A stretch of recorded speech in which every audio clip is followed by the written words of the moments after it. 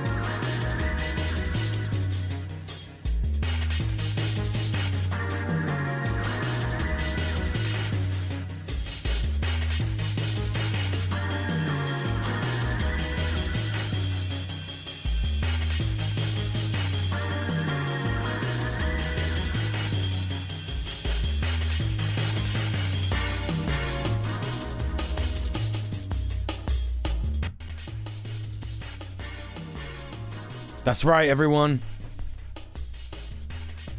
It's time for another fucking stream. What is going on, everybody? We're starting off with another cold open. I don't even know if this is a cold open. I don't know. I don't even know what the word cold open means, but we're starting it. We're starting it with this. Yo, look at this.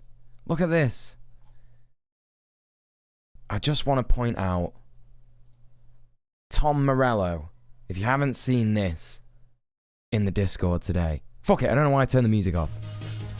If you haven't seen this in the Discord today, all those conservatives who said, what? Rage Against the Machine is woke now? You know, even if you make excuses for not understanding the lyrics properly, not actually paying attention to the band or anything like that, just look at the top that Tom Morello has on here. Oh, wait, hang on. Oh, just look at this. That top there. You know what that says, chat? US out of North America. Now, that's a play on words, right? Of US out of South America, because they're always fucking around with South America, right? But this is blatant support for the land back movement, which I don't think was called land back then. It might have been, I don't know. In 1993. That's when this picture was taken by Chris Carroll in 1993. How good's that? We love that, don't we? What's going on, chat? How are we all doing? We've got half a laptop. We've got the Orrery.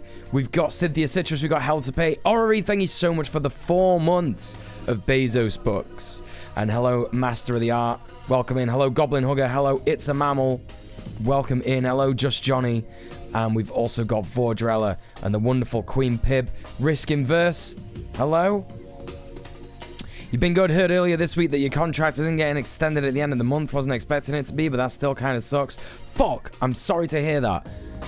To be honest, the best thing that I could advise you to do if you're in that situation, if you're in a job where you were hoping to work there for a longer amount of time or whatever, and they're suddenly just fucking you off, salt the shit out of that workplace. Just leave union propaganda everywhere. Everywhere. Absolutely fucking everywhere. Do it. You know? So there you go. I've heard the term Red Power, but I think that's more the 70s. Possibly more the 70s, yeah, possibly. Don't know myself. But we've got some amazing streamers in the chat already. Please go and follow Queen Pib. She's got a auto shout out for her there in the chat. Just Johnny's also got an auto shout out, but I want to give a shout out to Goblin Hugger. They're an amazing streamer as well. If you like VTubers, there you go. Right there.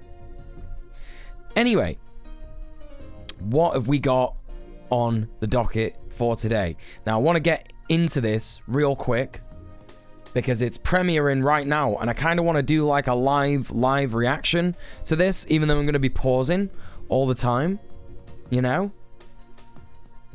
So I'm going to do this because it's premiering right now, and that is we are actually going to go and watch Conservatives Are Ruining Sex by FD Signifier. Semi-live react.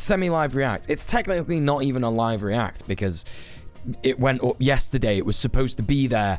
You know, it was actually supposed to be there yesterday. So we were going to be not live reacting to it today. But anyway. Hey, Birdie, how you doing? Welcome in. Hey, Rebel Firestorm. You just watched that last night on Nebula? Hell yeah. That's what we like to hear. Supporting our friends on Nebula. That's what I like. So we're gonna jump straight into that, so you know what that means, chat. We are gonna be in the politics, you know. Oh my god, look, it's Lyra as well. Lyra needs a shout out. There you go. You've been watching it today on Nebula. Nice. Ludo, how are you doing? How are you doing, my friend? Don't worry, you don't need to. There's an RMT flyer in the canteen. One person had a syndicalist black cat on their workspace. Joked with a co-worker about unionizing, and he said most people have been thinking about it. I mean, just do more, because... Just do more. fuck it, and do as little work as possible in it. You know what I mean? So anyway, we're jumping into the politics section of the website Twitch, of which we are on. And I'm going to change up the title. FD's new vid, featuring me. I'm in this one, chat. Did you know? I'm in this one. Hey, Divided. Hey, Beanie Gaby. Not me, actually on time for stream. Yeah, here, it's just started. You don't get shout-outs anymore, I see. I shouted you out, and you said, please don't do that. Because, because you said you don't stream anymore. I don't understand. Are you being serious? Hey, Ingo, what's going on? Thank you so much for the lurk. Thank you, thank you, thank you. Hey, Zakap, how's it going? Go and follow Zakap as well, everybody. Go and follow him. What is this? What is this?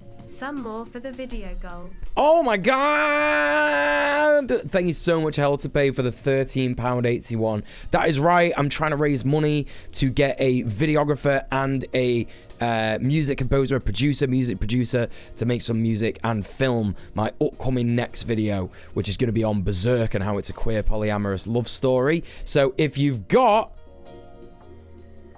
anything, at all, right,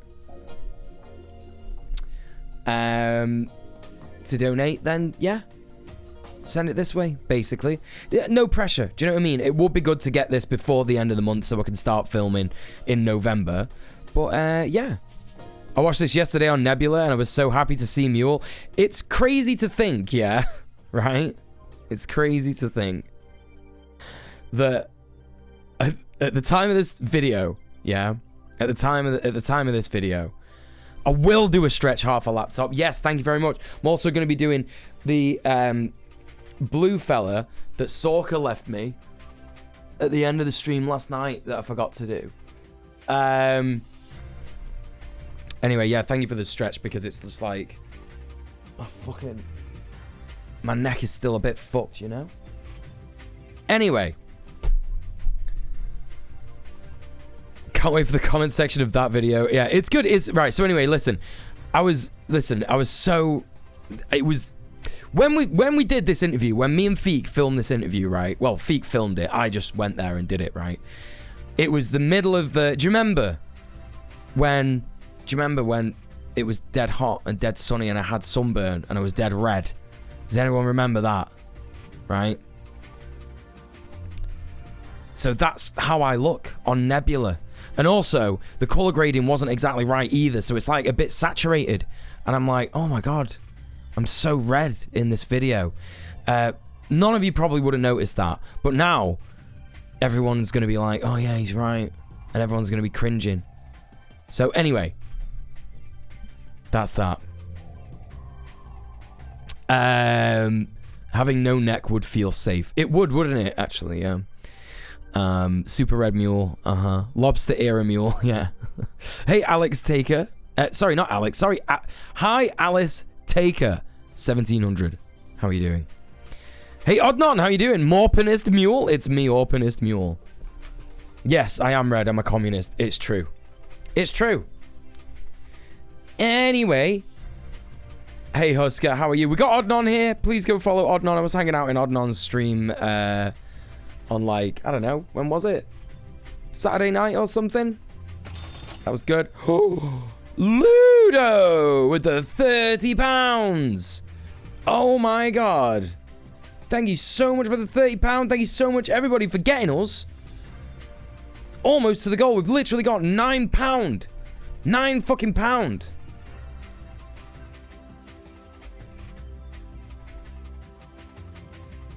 Until we hit the goal. If we could do it tonight, that would be fucking dope. Honestly. Buzzing. Absolutely buzzing. Yeah, literally, everyone's here. Everyone's here. £9. It's weird how George Orwell got shot in the neck and survived. Well, I did not know that. I did not know that. Anyway, listen, right?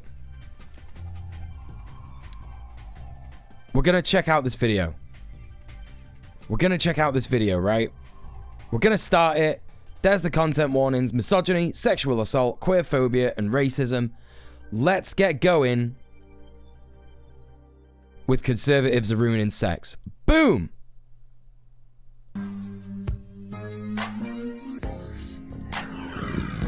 The physical act of sex in and of itself, really, maybe for women it's different. If you don't know what furries are, it's where school children dress up as animals. Oh no. P-word. Make that pull-out game weak.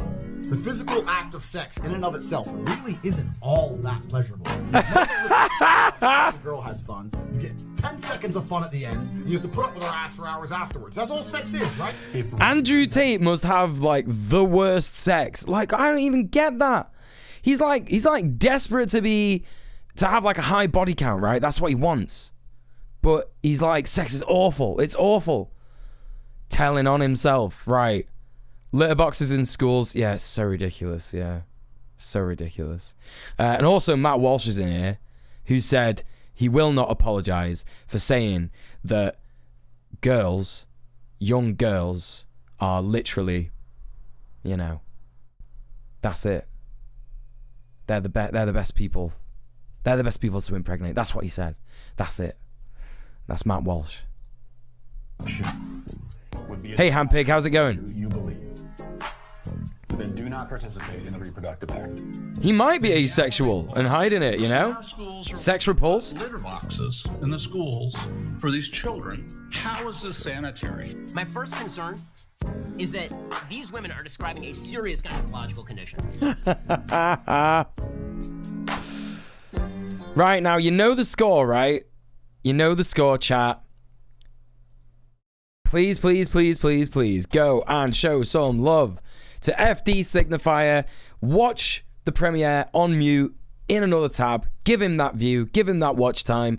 Get a like. Get a sub. All that stuff. Leave him a comment when the video is done. You know, I mean, you can leave him a comment now and then later as well. It's up to you. But anyway, that's it. That's the crack. We're watching it. So, I don't think it takes a lot to make fun of Ben Shapiro, aka alt-right Mendark.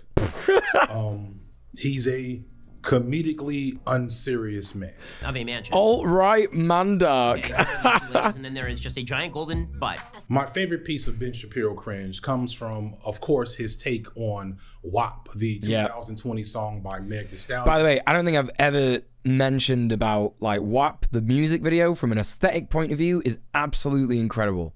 Like just everything about that music video is so good. Like that scene in particular there, whoever came up with this scene, right? Whoever came up with this scene and this color scheme is a genius. Like an actual genius, honestly. Hey, Catelyn, how's it going? Does he do the laugh too? I genuinely don't remember Mandark's laugh. I don't remember it. WAP, the 2020 song by Meg Thee Stallion. Well, hello, Catelyn. Hope you're doing good. Yeah, you effin' with some wet-ass P-word. P-word is female genitalia. Bring a bucket and a mop for this wet-ass P-word. Why won't he say pussy? Like, why won't he say it? Like, you know? Give me everything you got for this wet-ass P-word. Here was a song about one of the most pleasurable things a straight man could appreciate, full of gratuitous titillation from a bevy of colorful, curvaceous bodies. And all Shapiro and most of his ilk could do is self-report on how they've probably never aroused a woman before in their lives. Sort of indicators here on how she could diagnose the vaginal condition that apparently these women are suffering from. So there are a few sort of giveaways. As a sympathetic human being, I just want to make sure it's so funny.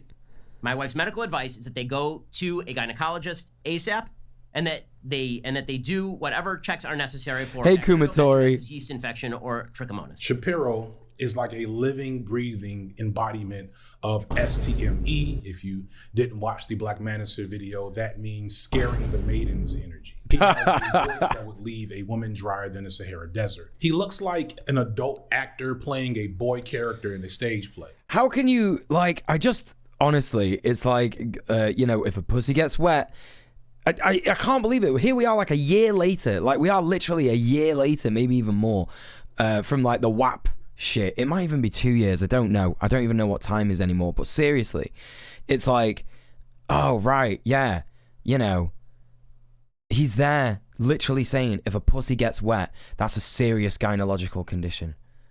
I still can't get my brain around it. I still can't quite wrap my grey matter around that. And his opinions and ideas about sex are devoid of any Feels like too interesting, fun, or in general sexy. To speak of Shapiro as the embodiment of the right wing's deficiency in sex isn't all that hot of a take. However, it doesn't end there. No, Master of the Art, that can't be true. Side of the spectrum, going from Hey, Roxy Ellen to Johnny Bravo, we have Andrew Tate. I guarantee I changed the way you look at sex. He is Johnny Bravo. Crying, I won't cry. I bet you cried. You're challenging me to a fight. Forget the sex part, that's a distraction. We walk in the bedroom, I start kicking your ass. No sex involved. What? Tate scares the maidens in a different way, possibly by being an alleged sex trafficker, but also a scammer through a prolific pyramid scheme that he made possible through his absurd sexist hot takes and alpha male persona. On a few occasions, he's talked about. Yeah, that's right, Catlin. I think you're right. My eyebrows Lockdown. differently than with Ben. Sex in and of itself is boring. Any man who sits and says that sex is great or sex is fun just clearly hasn't had enough sex. Bro. Like, look, my experience of sex, yeah, I guess mine's a bit different, right? Because for about, I don't know, how old was I when I started realizing I liked, well, I realized I liked boys when I was quite young, but then I sort of like beat that out of my head, but then puberty came along and I realized that I like, you know, really like watching boys, you know, well, men have sex, right? I was watching gay porn, right? And then like, it's like, oh my God. The normal trajectory of enjoying sex, right? As a guy, generally speaking, as a guy that cares about sex and cares about the people he has sex with, is kind of like, it starts here, where it's like, oh, okay, this is how it feels, right? And I think that's the same for everybody, right? It's like, oh, what, it's this? But then you start to learn stuff about it, right? And you're like, oh. And then you realize exactly what you like, and it stays there for ages. Do you know what I mean? Stays there for ages. And then you get like a bit of a dip because you realize, well, I'm not really doing anything different in sex, like, you know, whatever. And then, like, you know, I don't know, you might discover like kink, you might discover like spanking, or you know, something like edging. Do you know what I mean? You might hear something crazy. You might like a finger up the ass and all this, right? And then, obviously for me, this is where my difference comes in, hence what I said earlier, is that then I started having sex with men. And I was like, wow, this is even better. So, you know, it's like, listen, I'm not trying to start, I'm not trying to start a war between who's the best sex haver. I've had sex with non-binary people. I've had sex with every, a lot of gender. You can't have sex with every gender because there are genders that you just don't even know exist. You know what I mean? Had sex with a bunch of people. Hi, yes, I've had sex. That's what we're doing. I'm doing look, this is me. Hi, yeah, I had sex. Just in case you didn't know, I have sex. Anyway. That bit was so flat. So, right. I've forgotten what the fuck I was gonna say. You know what I mean, right? It's not a competition. It's not a competition. Hi, Potato. Yes, this is happening. Yeah, this is happening. A lot of you have sat there and thinking like, is this happening? This is happening. Yeah. This is Martin's here as well. Martin's entered the stream at this point. Yes, this is happening. Anyway, right, we're gonna move on. Okay. All right, I'll just play the video. Okay, I'll just play the video. Hi, Mark, as well, by the way. I'll just play the video.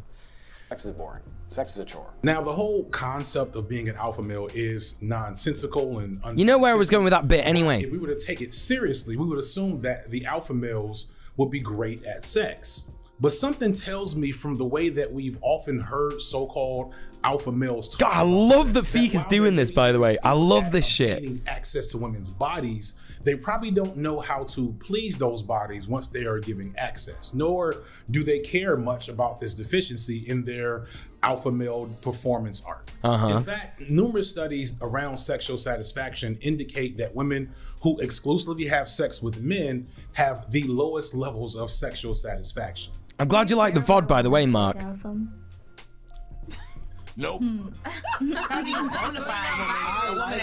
only reason I care about it is because competitive sex, yes. Bad for me. This is competitive rank sex. It strokes my ego. Next time I'm gonna do even better. Like I do that for myself though. It's more so that than like, oh, she's satisfied and she's ready to pass. Like, I'm not really, whatever. It's like, nigga, I did my thing. I beat my time last time. So if we were to I beat my time. Jesus. Like, why do they think that's a boast? Why do they think that's a boast? If any of these men ever discover edging, that fucking manosphere shit is done. It's done. It's absolutely done. When you, like, fuck with your, like, cum equipment, yeah, to the point of it getting, you know, really good, your orgasm gets better. If you do edging, your orgasm gets better. That's what happens. It's a longer, it's a more powerful. In fact, sometimes you feel it in your body, and it's amazing, right? Edging is dope. It's fucking sick, right? If you do that, you will have you know what it is? They're just terrified of being similar to women. That's what it is, right? That is what it is. You know, just fucking ridiculous. Honestly, I can't. What a whopper! What an actual whopper! You know, the real men, the right-wing men, who indicate that they are the ones getting all the coitus out there.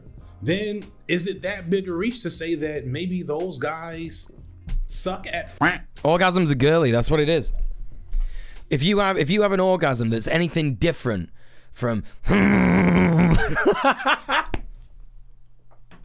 sorry, that's how lots of men come. Even gay men, people, even gay men will come like that because they're just scared to be feminine in any way.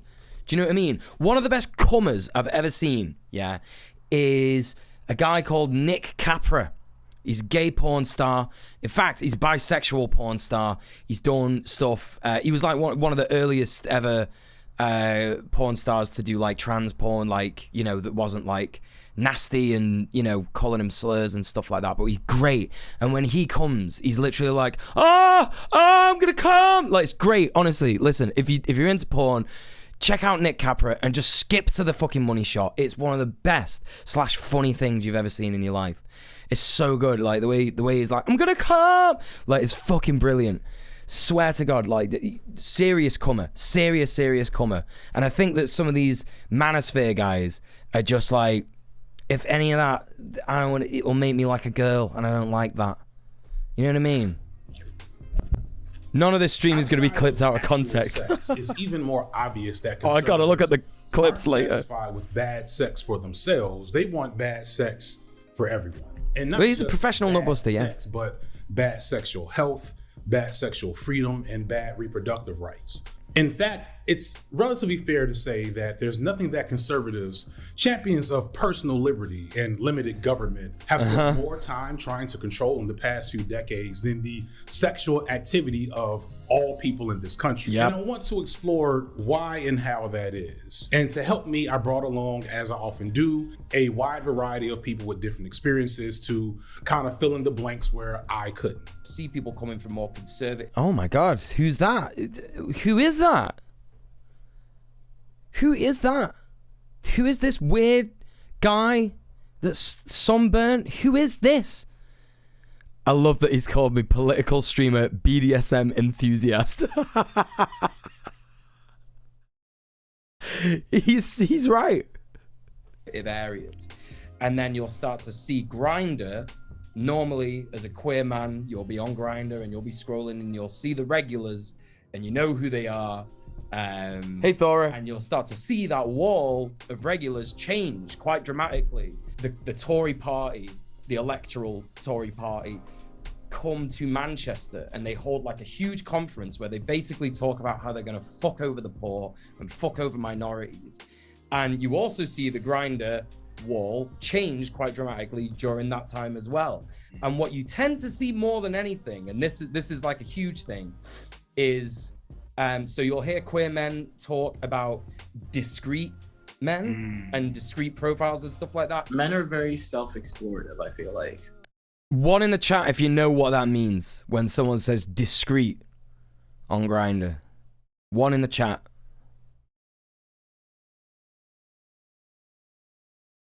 Two if you don't, you know, or zero, whichever one. So Cynthia knows, right? Kuma knows. So basically, yeah, when you see like a guy and he's on Grindr and he says, I'm discreet. It either means, it means very rarely nowadays that they're, you know, in the closet. It's not really about that, because a lot of people who are closeted are actually terrified. I mean, technically they're in the closet anyway, but 9 times out of 10, it's like, I don't want anyone to know I'm gay, right? And also, I'm probably in a relationship with a woman, right? Which is fine. You can be in a relationship with a woman and have sex with men as long as it's consensual. But when these men are being like, I'm being discreet, that's not it. That's not it. And they're just like ashamed as fuck of being queer. It's just not, it's a lot of the time they end up being chasers as well. Like they'll call themselves discreet because they're like, well, I don't want anyone to know that I'm on this app because I'm on this app for women, but it's just trans women. But I'm also ashamed of the fact that I find trans women attractive because I find it gay and stuff like that, you know? I feel like it's very easy to get in your head about you, you know, get in your head about the things that you like, the things that you want to do. And I think a lot of men don't like unpacking that, like, there's another person there, to the point where, like, again, you have memes where dudes be like, look, we was both having sex. I don't know why you ain't get off, but I did. And we all know that that don't make no sense. It's 2022. If you didn't warm it up before you went in, don't expect an orgasm. Because most vagina having people, period. Hey, one in wizard. Do not come like that from penetration. Yep, that's right. Literally, me and everyone I know that does sex work was freaking out because we were just like, this is the platform we mainly use for income. Like, it was built on top of sex workers. The reason OnlyFans has a name and has so much money to do what they do is because of sex workers. Like, they literally would not even be. Hey, cornbread. Yeah, and that's when the GOP convention went to Ohio. Revolutionary towards sex work. God, that must suck. We're already like over the way that OnlyFans treats us because they're not very good to us as a company. They take 20% of all of our income. They allow people to charge back sometimes. They allow people to steal content and delete their accounts. I'm super excited seeing FD's video. Yeah. Why we were all like, yeah, okay, it rocks. I'm glad that people were surprised. I kept it on the down low for so long. To this other platform. Whole thing about like the I don't know, relative intuitive unsexiness of like I don't know, conservative sex or conservative like art is a really large one, where it's like, well, it's not very like hot to or sexy or it's stimulating to be like things should stay the same or go backwards. Like if that's a very general summation of what you're. I got you, Kuma. Yeah. It's like of course like the places of creativity and eroticism and like taboo and boundary pushing is largely going to be like the people that are trying to abolish like the structures that we currently exist inside of. I don't really care. Yeah, it's Evie. Because of sort of the aftermath of the sex wars, it was also CJ the X rocks as well. Of like women having sex is good. Women shouldn't care about how many partners they have. Women should be having lots of sex on the more liberal, left-leaning side of the spectrum. And there's sort of a pressure to almost performatively have lots of partners and have lots of sex, even when you don't really care about it. However, I still prefer that over the way that conservatives generally think about ace people. Women out here on OnlyFans making hundreds of thousands of dollars a month. Some that's making millions of dollars a year. They're not making this from out the ether. You know what I'm saying? They're not making this from people who don't have the money to spend. They're making it from the same population that denigrates them and then calls men simps for spending money on it, you know? Yeah. Most of the time, your community will excommunicate you for being vocal about what is true, what is honest. They'll know it in the background too, low-key. They'll know it. Of course they'll know it because they will be participating in the sex club with you. So it's like, thank you for the follow. Under Non-Disclosure Act, anybody who says anything about this will be sued and we have the legal power to do it, that type of thing.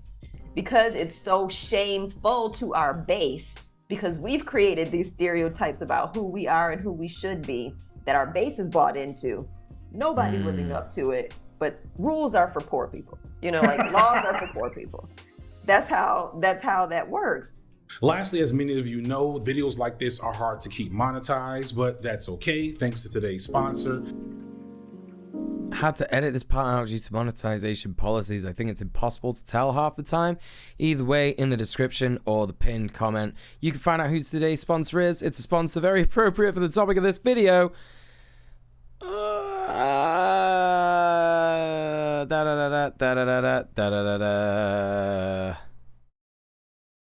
Where is it? Where is it? Has he had to take it out the thing? Am I missing it?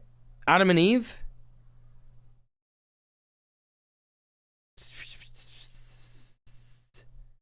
Adam and Eve? Okay, cool. Yeah, am I missing this? Am I missing this in this? Or is he had to take that out as well? That fucking sucks. I hate that. It's meant to be a pinned comment? Oh, I thought it said in the description. No, he's not got a pinned comment. He's not got it yet. He might have done it earlier. Anyway. Yeah, YouTube. Definitely not a reactionary website. Anyway. As soon as we know, we'll find out. Because FD's got some good sponsors, generally speaking. Oh yeah, I'm gonna do the blue fella. Yeah. Is there loads of this? Oh yeah, alright. Okay, here we go. Part 1. Yes, I'm serious. Conservative sex is trash. This peach is delicious. Yeah, that peach looks great. Basically, is that conservatives in general, right-wingers, from your ubermensch alpha males to your modest trad wives to your terminally online incel types, and of course your sure, do you love the choice of websites you could use? Yeah. Are worse at sex than more left-leaning people. But does this perception hold up to scrutiny? It's one thing to say. Oh, hold up a second, chat. Everyone, it's time to salute because there's a German Antifa leader in the chat. That's right, everybody. It's time for the German. It's time to salute to the leader. That's right. That's how it works. Antifa's definitely got a leader, 100%. Like, yeah, that's right. Thank you for the follow. YT will push Steven Crowder for opining rape apology here, but will slap FD for promoting safe, informed sex. Garbage platform, yeah, absolute fucking garbage platform. It sucks. Seriously. Say that Ben Shapiro leaves women drier than Popeye's biscuits. I don't feel the need to support that scientifically. But what about the ladies? What about Candace Owens, Marjorie Taylor Greene? What about your queer conservatives like Rick Rubin and Blair White? For the sake of Rick Rubin, I won't speculate too much on what conservative ladies or queer people are doing. In the I don't even care. I don't even care if FD got that wrong. That's fucking well funny that they call it.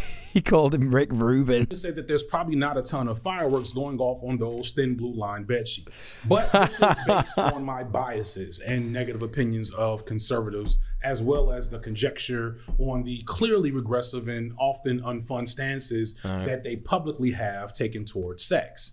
And I wouldn't call this data-driven. And the data doesn't fully agree with me here. In fact, at least one survey I found in the UK of nearly 20,000 people found that people who were more right-wing, key phrase here coming up, self-report more satisfaction in their sex lives.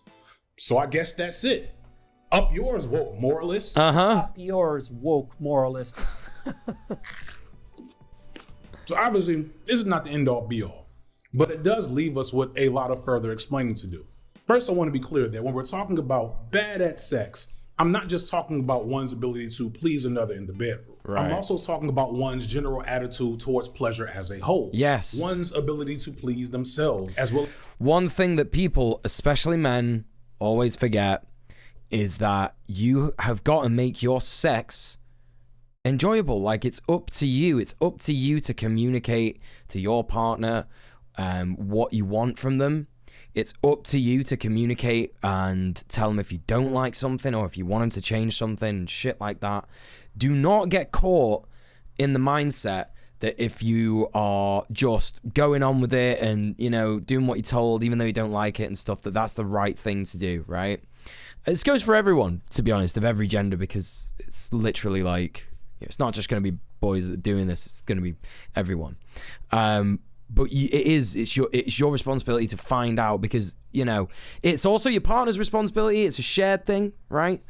But they've got to ask questions and you've got to answer them. Like, you know, you've got to answer them honestly, and you've got to be real about it, because you can't just be having sex and I don't know, just not enjoying it. It's something just not right about that, you know?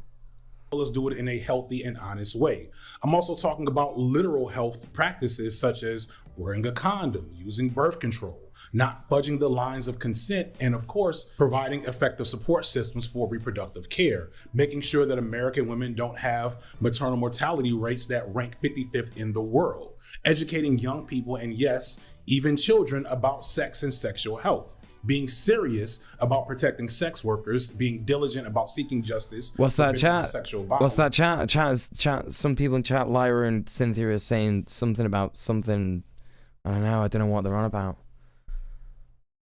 I don't know what both of them are talking about. And protective of the freedoms and rights of queer people, and so on. If narrowly defined by self-reported satisfaction, yeah, I don't think my thesis has a lot to stand on, nor would there be a whole lot of useful data to support it overall. However, when you look at the political stances of right-wing people, then it's obvious that so many of these other elements I just mentioned are definitely not areas of strength. But let's get back to some real research. A different survey in the US had similar findings about sexual satisfaction, but also found that conservatives were less likely to use condoms, masturbated less, and had sex less frequently. I imagine that many would point to religion as a core factor for bad sex for conservatives, but a study published in the Journal of Sex Research in 2018 found that people living in the Bible Belt and the South consumed the most porn. I'm not a theologian, but having known a few, I'm hesitant to blame this solely on religion, but more so on how religion is utilized in the West. Not the Bible specifically, but the unique colonial and oppressive religious dogma that the West has been known to use the Bible for, which is probably why places where religion has the most influence still have lots of porn, lots of kink, lots of teen pregnancies. They're trying to control human interaction in the... Let's just go back real quick there, chat. Let's just go real quick back to this bit. How religion is utilized in the West. Not the Bible specifically, but the unique colonial and oppressive religious dogma that the West has been known to use the Bible for, which is probably why places where religion has the most... Remember, as well, right? Oh, you're going to make me wear that? Cynthia, Jesus Christ. Remember, as well, yeah? That goes... I was saying this the other day. There's no point in trying to gotcha Christo-fascist types, right? There we go. It's perfect for this stream. There's no point in trying to, like, you know, actually, I don't think I've ever worn this with the beard. It looks good with the beard. Anyway, whatever. It's actually not a fedora. But anyway, mentioned this on the stream the other day. There's no point in trying to gotcha Christo-fascist types, because they know that it's not in their religion to fucking be horrible to people. They know it's not in their religion to, you know, be rich, take too much money and stuff like that, like hoard wealth. Like, they know all this. There's no gotcha. Arguing with them is a waste of time. Yeah, exactly. You just gotta not. And you'll find as well, it's actually far easier to deal with them in real life, because they're either going to be very, very obviously violent, and in that case you stay away from them, right? Or they're just going to not be able to, like, you know, they're just not going to be able to deal with it. Like, you know, they'll just be like, oh, whatever, loony lefty, and then just go, you know. I don't know if it's a trilby. Genuinely don't know if it's a trilby. Look like a proper comrade. Influence still. Thanks, have One lots Wizard. of porn, lots of kink, lots of teen pregnancies. They're trying to control human interaction, and the end result is disastrous. Most telling, I think, is the variety of research on the orgasm gap, which, as I mentioned earlier, indicates that women who exclusively have sex with men have the least amount of sexual satisfaction in the country. The archetype of, like, the conservative, traditionalist Christian, that is a fucking malignant cancer upon Christ's teachings. For Christians, it corrodes the essence of the teaching, the essence, like all the highest values that Christianity like holds so dear. Some of these like traditions, some of this like archetypical like belief systems that are like very like anti-gay, super like anti-divorce, like divorce is like a sin, you know what I mean? And like you know, pressuring to like a punitive you know, tortured psyche moment for kids when it comes to purity, when it comes to sex, when it comes to sex. Some views on like abortion, views on some things about like conflict. That's what it is, buddy. You got it. What church is like for? What the church is like? It's Jesus would be flipping tables if he came back today. This is not broken up by political affiliation, True. however, but allow me to present a theory. According to this research, the main causes of sexual dissatisfaction in women seem to be contextual, meaning that the context of their sexual activities is the biggest factor on their pleasure. So women are more likely to have an orgasm when having sex with a woman versus a man, and in a relationship versus a one-night stand and hookups. A lit review from a peer-reviewed psychology journal presented the following. There are several theories as to why this orgasm Hey Cyberquaker, how's it going? Including a cultural overvaluing of vaginal intercourse, right, i.e. the coital imperative, insufficient clitoral stimulation, prioritization of men's pleasure and orgasms over women's, i.e. the male orgasmic imperative, a general lack of knowledge and education on That's how right, to Cynthia. reliably achieve orgasm, and sexual objectification. That's a lot of big words to say that guys don't know how to find the clit, or less aggressively, don't know how or are not interested in learning how to please a woman.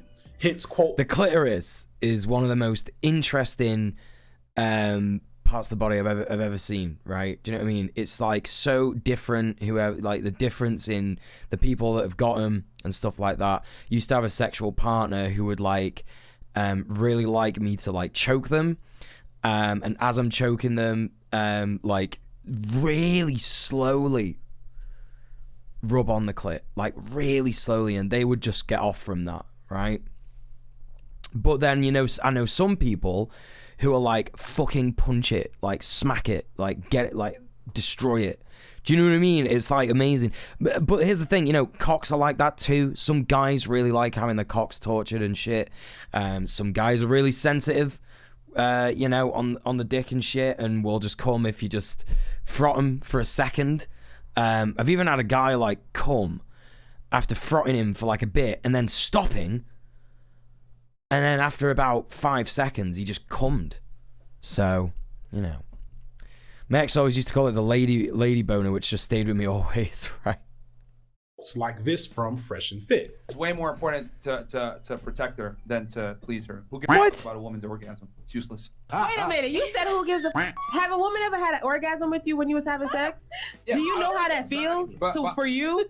Yeah, but like, I don't, like, I'm not like in there like trying to like make it happen. I just like do it. If it happens, awesome. If it don't, like, all right, well. So, men have created this air where women don't get to have an opinion on whether or not the sex was good, because 9 out of 10 times that opinion gonna get your ass beat, it's gonna get you killed, it's gonna get you put on some type of shit where you're either getting doxxed by a dude or he's going around telling people that y'all and your was black anyway. There's just a whole plethora of things. It's so dangerous for them. And trying to tell a man that he's not on point could be. They can't even find the T dick. Yeah, they can't even find. Oh, that's funny as fuck. Yeah, yeah. When that clit starts getting huge, starts looking like a, you know, which is what it is. You know, this is the thing. This is what stresses like me out mostly when people have these conversations about sex and gender, and they're like, oh, the different biological essentialism. Because it's like, you look at a clit, if you really look at it, it's just like a tiny, tiny bell end. Like, that's all it is. You know, that's literally all it is. And of course, if it gets bigger, you know. Cynthia says, I've had sex with men that didn't know that the prostate is the most erogenous zone they have, right? And another thing about the prostate is interesting, is that is basically what would be your vagina and uterus, you know, if you were basically born with a vagina and a uterus. That's what it is. So it's like, you know, We're so close. We are so close. Like, in however our bodies are, we are literally like the same, but just a bit different. Every single one of us. Like, that goes for loads of stuff as well, right? With its fold, the clitoris is like the hood in Assassin's Creed. Keeps it perfectly hidden. Oh, funny. It's double gator stimulated. That's right, yeah. There's less difference between the bodies than most people think. Absolutely, yeah. It is that. It is that. Go home. It's hard, right? Giving the sound advice of let these men know they can't. Knowing that some of them are going to snap. Yes. And do something about it that isn't getting better at fucking. The ability to and that's a really good point, right? Because I'm someone that sleeps with men. And whatever you might think about gay men, a lot of them just keep that toxic, violent sort of attitude that most men have, like cis men, right? And so, you know, it's weird. It's like you sort of... I did always have an understanding of, you know, what women go through, right? Before I realized I was queer. And when you start sleeping with men, there's certain things that you just inherently know about men that are like, I'm not going to sleep with you even though I think you're that attractive. Like, you're so attractive. Like, you are my perfect guy, right? You're exactly the kind of guy that I want to fuck or be with or date or whatever. And there's no way, because your vibe is bad. Like, you look like you're going to murder me. You look like we're going to fuck. And then, you know, when I'm walking you home, you're going to beat the shit out of me because, you know, I made you gay, right? It's just not good. communicate what you desire, to even know what you desire, but then to be able to communicate what you desire, whether it's using a condom or doing a certain position, is constricted by the fear that you are subject to violence no matter what. And that feels like physiologically triggering, and it feels emotionally triggering. So it's scary to do that. Even if your partner has demonstrated that they would not harm you physically and all of this, like, you're carrying some of that with you, especially if you haven't been to a therapist where you can work through what that has meant for your sexual life. So for women who feel like, if I say no to a condom, I might be beat up. That's somebody's for real story. I don't know that I believe that they enjoy contributing to the well-being and pleasure of other people. That's what I'm curious about, actually. I think that the impotence is I can't offer pleasure, and so I have to demoralize anything that is pleasurable because it would make me look inadequate because I can't do it well. Yep. I mean, that makes a lot of sense, right? When you see people like Ben Shapiro, people like Jordan Peterson talking about women as if they're objects, talking about how they need to be commodified, how they want to ban abortions for people who could give birth and stuff like that, like all this control, everything like that. It stems from a place of inadequacy, you know? That's right, Lyra. It's less than 9 pounds to go before we hit the goal. And I know there's more than 10 people in here. Don't tell me how many people are in here, because it'll stress me out. But I know there's more than 10 people in here. I know there's more than 9 people in here. And that would just be one pound per person. You know, it's like a pound. It's like a bottle of pop at the shop. You know? Bottle of pop at the shop. Literally. Like it's not donate. It's not. It's this. It's sub off Twitch. That's the one right there. There it is. I think that's an existential fear of most white men, and a lot of black men too. It's a matter of one's attitudes towards sex. So boys and men weaned on misogynistic images of women in the media and porn and your Andrew Tate, along with their female counterparts weaned on much of the same stuff, tend to be less aware of what women need so that they can come. Men not knowing where the clitoris is has ascended to a meme status greatly because so many conservative states don't actually teach comprehensive sex education, let alone positive sex education. As that too. So like they literally don't know where the clit is. Mind you, I want to be clear that this research is flawed in that it situates orgasm as the key indicator. Mule, smiley face. That's right, Mule, smiley face. Thank you so much, Riskiverse, for the £5. Indicator of pleasure, and that is wrong. Kind of. Thank you so much. But it still serves as a useful indicator of sexual pleasure, and the wide gap is very. The clit also glows. Said, the data isn't overly conclusive. I want to be clear and fair here. While we might have lots of data points that indicate that conservatives are bad at sex in a variety of ways, we don't have a definitive body of data to validate the veracity of this claim based solely on political ideology. Yeah, he's got a Shrek shirt on. This as a whole, I think it points to something. There's a psychological concept called Riskiverse effect that I think is in play here. Have you ever found yourself in an argument of some sort, possibly on Twitter, and been blown away that the person you're arguing against is so lacking in basic knowledge on the topic you're arguing about that you start to question if it's even possible to argue them down from where they are? Not me, mate. Never. That they'll even have the capacity to get that you've proved your point in the first place.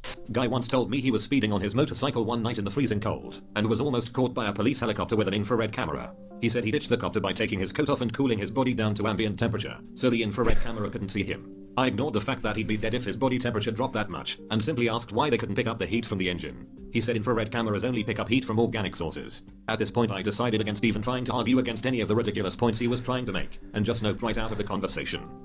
That's it. That's all you can do at that point. Do you know what I mean? That's all you can do. Hey, Willado, what's going on? Welcome in. You're the best at Dunning-Kruger. Ben Shapiro, thank you so much for the £1. Bench Shapiro. Listen, I couldn't possibly ask for any more money off Ben Shapiro because he's provided me with so much entertainment over the years, especially with the wet ass pussy stuff. So yeah, thank you so much. Appreciate that, Ben. Big lad. Lyra with the £1.89. We've got one more pound to go. One more pound to go. Oh my god. As a game developer, never experienced it. Yep.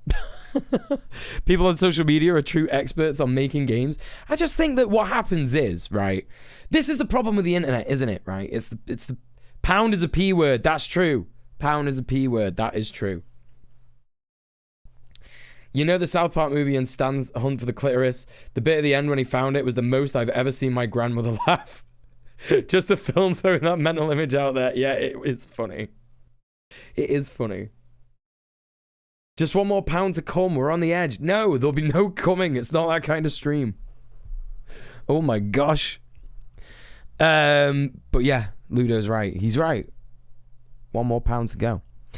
Yeah, you know, the social media, the problem is, right, is that people were constantly flabbergasted by this bizarre experience that we're in. Like, do you know, it's ridiculous. I think about this all the time. I think like, God, wow, the likelihood that we exist in this vast, deep space amongst billions of planets, and like we're one of the only ones that's capable of sustaining life, and we have life on it. Not only do we have life, but we've got like life that can observe itself. That's us. That's whatever the universe is, right? Whether you think it's God, whether you think it's you know, anything like that, it's literally the universe, whatever the universe is, trying to observe itself, or at least being able to observe itself, and therefore find out things about it or something. We're all cells in a massive, massive organism that we don't even understand.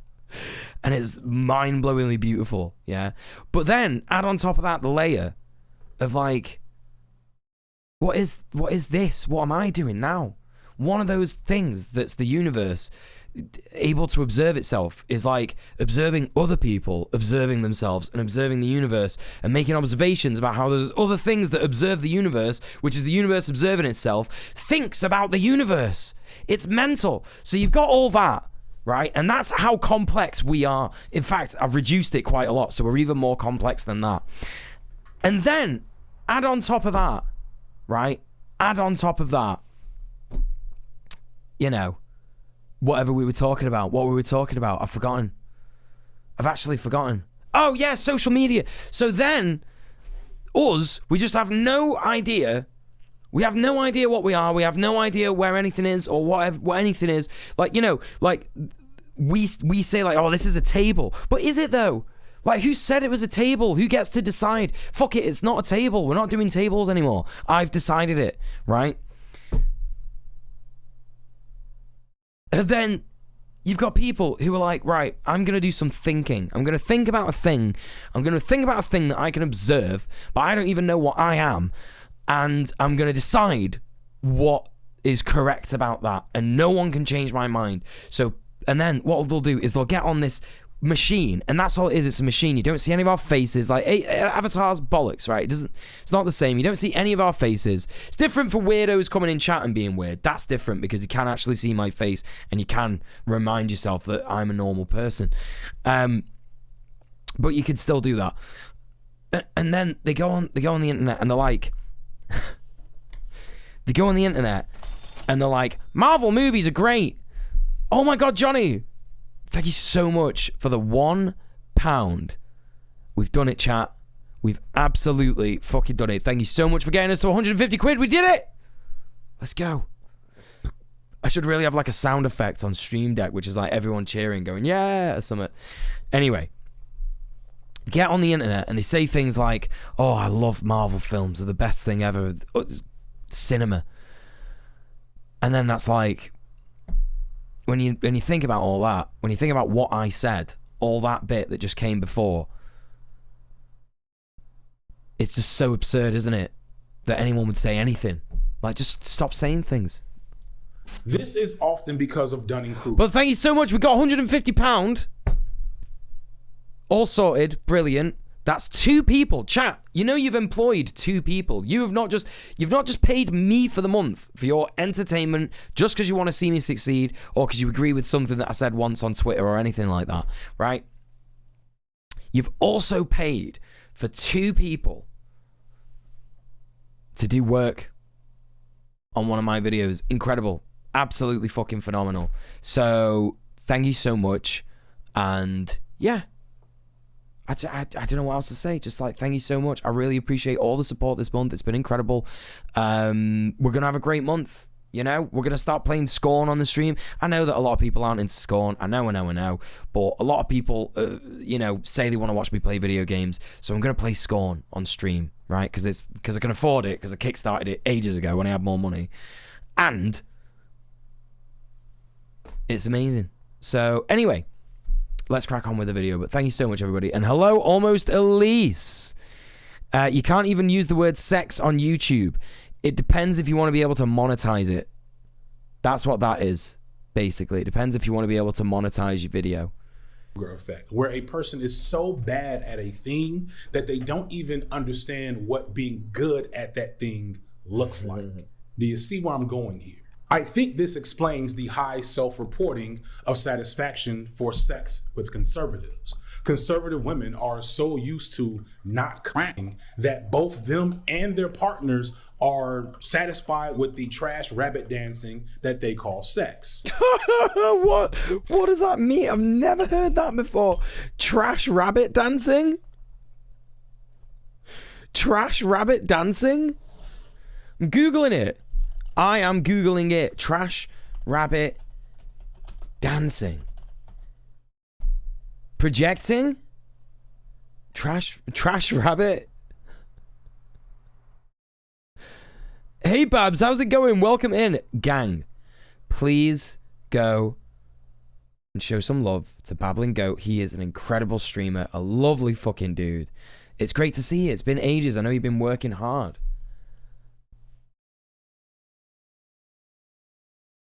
But yeah, hi Egan Praktig. I have no idea. Projecting, I don't know. Trash rabbit dancing. Is it like a GIF? Is it like a meme? I don't know. Is it a meme?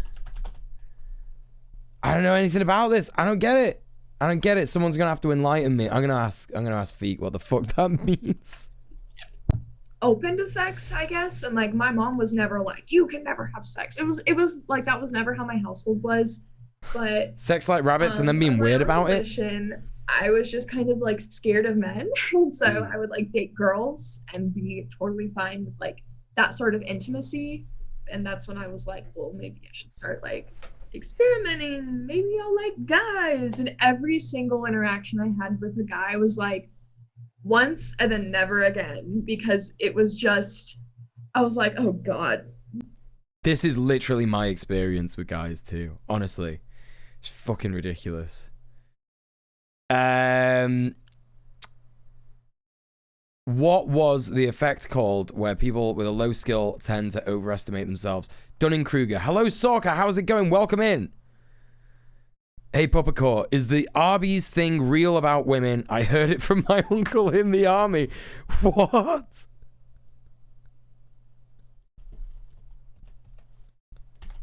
What the fuck?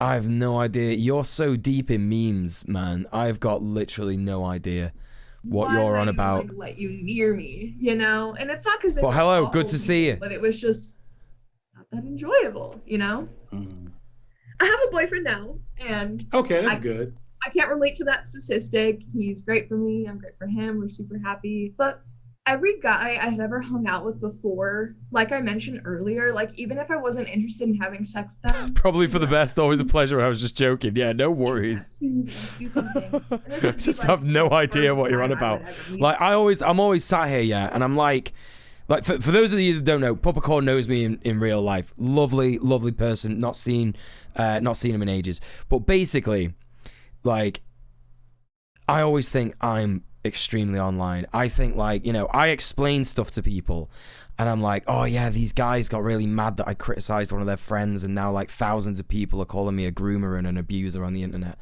And I think, like, no one's going to understand that. If I explain it any further than that, no one's going to get it. No one's going to know what a debater is. No one's going to know what, like, you know, video essayists. They're not even going to know what video essayists are. They're just going to be like, oh yeah, YouTubers, right? Oh, it's a YouTube fight. It's a drama fight. Just nonsense. If you try to explain any of it, you would be like, what the fuck? Imagine trying to explain to a person who's never even been on a computer, right, that there are people out there saying that a clip of a man saying that Jewish people definitely had more banks in Weimar Germany, and that's why the Nazis did what they did, because it was true what they said. Imagine if you told them a clip like that existed, and that people online were saying, "No, you gotta give him more context. No, sorry, you've got the context wrong." Imagine trying to explain that to someone who's never been on a computer. Their mind would explode. It's like, you know, that account that's like memes to show a small Victorian child. You know? them, you know, and I'd just be like, you were expecting this of me, but I don't. But it's good to know I don't even know if I'm not you know, the only one who's too online. with my boyfriend, the first night we ever hung out, like he didn't even like touch me anywhere like that. And that's when I told my therapist that, she got sad for me. Hey, Left Frog, how's it going? Minimum. That is literally the bare minimum. But I was like, I just never experienced someone like that before who actually showed me respect and, you know, boundaries like that. Wait, are you responding to what I just said about Vosh? Are you being like, is this guy trying to fucking, is this guy trying to bat for Vosh after I just said that? Oh, suck out your dad, you fucking weirdo. Piss off. Left Frog my ass. More like fucking shithouse. Absolute op, for sure. I've started trying to talk to people about the horrors I've learned about what I do for a living, so I 100% feel for you. Trying to explain to my half-Irish mother the 800 years of colonialism. Oh, yeah. Oh, my fucking God. Incredible. Anyway. No. Just imagine, I can't get over it. I genuinely can't get over it, right? Imagine me saying the thing that I just said, right, about him, and then coming in and being like, actually, he was describing how the descriptive can not be the same as the prescriptive. Actually, I think you'll find he's incredibly smart. In fact, you need to have an entirely huge IQ to understand Vosh and what he's doing, even though it's quite obvious that all of his fans harass absolutely everybody who disagrees with on his stream. You know?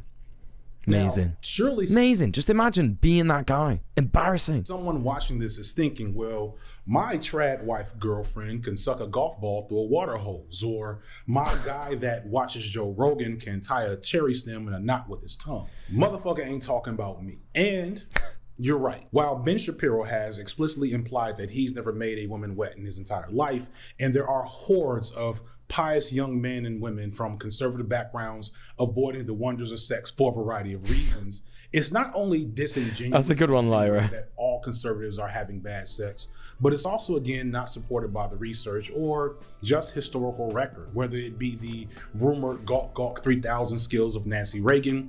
Stop! Various lesser-known stories of American founding father Benjamin Franklin, who was said to love erotic enemas, dabble in BDSM, and urge his peers to take on old mistresses. Hell yeah. What I'm getting at, and this is going to be key throughout the video, while the forward-facing brand of conservatism is wholesome and pious and pure, when you peel back the curtain, you'll often find that many of the more powerful producers of conservative thought, the ones who hold the power to dictate policy, they paradoxically are sometimes moist cactus. the most wild, deviant sex of anyone in the world. He was down with the gilfs, that's right. So this begs the question. If there are plenty of conservatives participating in these types of sex acts, many of which who are the most influential and powerful thought leaders of conservatism, why are they so adamant in their destruction, or at least at minimum denigration and control of many of those same sex acts outside of their small pockets of elite people? Why do conservatives like ranking but want to keep it to themselves? Part two, white women for some reason. In her book, White Trash, that's so good. White women for some reason. Incredible. One in Wizard says, I'm not sure how you managed to handle the past month or so with all the debate bros. Right, I'll tell you why. I'll tell you how I was able to handle it, right? Because I've observed these idiots for ages, right? And there was a point where I was like, oh, they can't be that bad. Genuinely, because I never watched them that much. Do you know what I mean, right? But I've known about them for ages. I've known about what they do to people. I've known about the tactics and all that stuff. And so it's like, you know, don't get me wrong, it's still different, right? It's still literally different when they do come for you and it's like, you know, fucking, you know, they're literally just hounding you and shit like that. And it's like, oh shit, this is a lot. Do you know what I mean? But sort of like the knowledge that I know that the majority of people who matter on the internet know that they're all fuckheads now anyway. And me doing this, right? Me making that video and actually like people seeing them harass me because I made that video is just going to add to people knowing that they're all dickheads. It's literally just that, right? So it's kind of like the knowledge that they're absolutely wrong, and I know that, and I know that it's a necessary thing to do. But it's also like friends, don't get me wrong, like literally friends. So funny, like some of them are saying to me at the minute, like, oh, how does it feel to have none of your oomfies coming back for you? And it's like, they're like DMing me and shit. Do you know what I mean? They're not stupid enough to fucking openly hit me up, right? While yous are all there saying everything under the sun about me. Do you know what I mean? Do you think they're fucking stupid, dickhead? Come on. Anyway, my YouTube, yeah, there's my socials almost at least. Hello. Welcome to the stream. Oh, I think I said hello to you. Who is it that I didn't say hi to? No, it was Ulada. Ulada's message got deleted. Trying to explain to someone that doesn't know history that there were Jewish and National Socialists. There were Jewish National Socialists, like it was a political party in Germany and they've flyed a lot. Yeah, exactly. Like some people don't even give a shit. You know, some people just do not. Honestly, it's just, yeah, it's ridiculous. Anyway, Toasty, welcome to the stream. Middle Earth Marxist, welcome to the stream. Please, please, please, please, please, shout out for Toasty. She's an incredible streamer, my good mate. Really, really, really respect Toasty. And she's got great content, honestly, like plays all sorts of games. Like, and to be honest, she's the only GTA RP streamer I've ever watched, and she's dead funny. Dead funny. So please go and support Toasty. Hope you're having a good day, love. My first time here, I will say that is a fucking majestic beard. Appreciate that. You know what? I'm normally not alright with comments about the beard, but I think that's, for some reason, that feels fine. That feels okay. I don't like people making a comment on my appearance, but like that feels okay. It doesn't feel like there's any bad vibes associated with that. So I'm going to let you off. But yeah. Glad that you're here. Anyway, said existence was to spend your life to try and win arguments online every day like a baby step from a 1-year-old gamer troll. It is that. It's more embarrassing when you find out that some of these people are actually over the age of 15. You know, it's like, oh my God. There's adults who think this. About how the early settlement of Jamestown in Virginia was initially settled and worked by indentured servants who were poor Germans or British citizens. As the town developed and it became important to stabilize their workforce long term, the colonial powers were told that they needed to send, quote, young, handsome, and honestly educated maids, with the idea that sexual satisfaction and children would bond the settlers to the land. So, low-key sex trafficking? All that was required of the women was that they marry. Their prospective husbands were expected to buy them, that is, to defray the cost of passage and provisions. Each woman was valued at 150 pounds of tobacco. What the Not fuck? Surprisingly then, with their value calculated in tobacco, women in Virginia were treated as fertile commodities. This shows the value of the Western world's ultimate sex. I mean, it's right. Like, you always hear white supremacists, white nationalists and shit like that say things like, you know, look, white people were enslaved as well. But indentured servants, completely different to chattel slavery. Like, absolutely, like, just a little bit. I don't know if anyone, like, knows that. So I think it's important to point out, because I think sometimes people get a little bit like, you know, they miss that in these sort of arguments with right-wingers and shit like that. Like, you know, they see like people going, oh, well, white people were enslaved too. And then they're like, oh, well, yeah, I guess we were at some stage. But it's completely different. It's not chattel slavery. It's not like in any way the same. Sexual commodity, white womanhood, fertility, and femininity. White women who are feminist scholars have a long history of identifying the ways that they, meaning white women, are alienated and commodified by the men they are in proximity and community with, i.e. white men. These men are their fathers and brothers and husbands and nephews, etc. White patriarchy, from its inception, has regarded white girls and women as commodities, even down to the biblical terms used to describe sex with women, often being based in language that sounds more like property law than pleasure.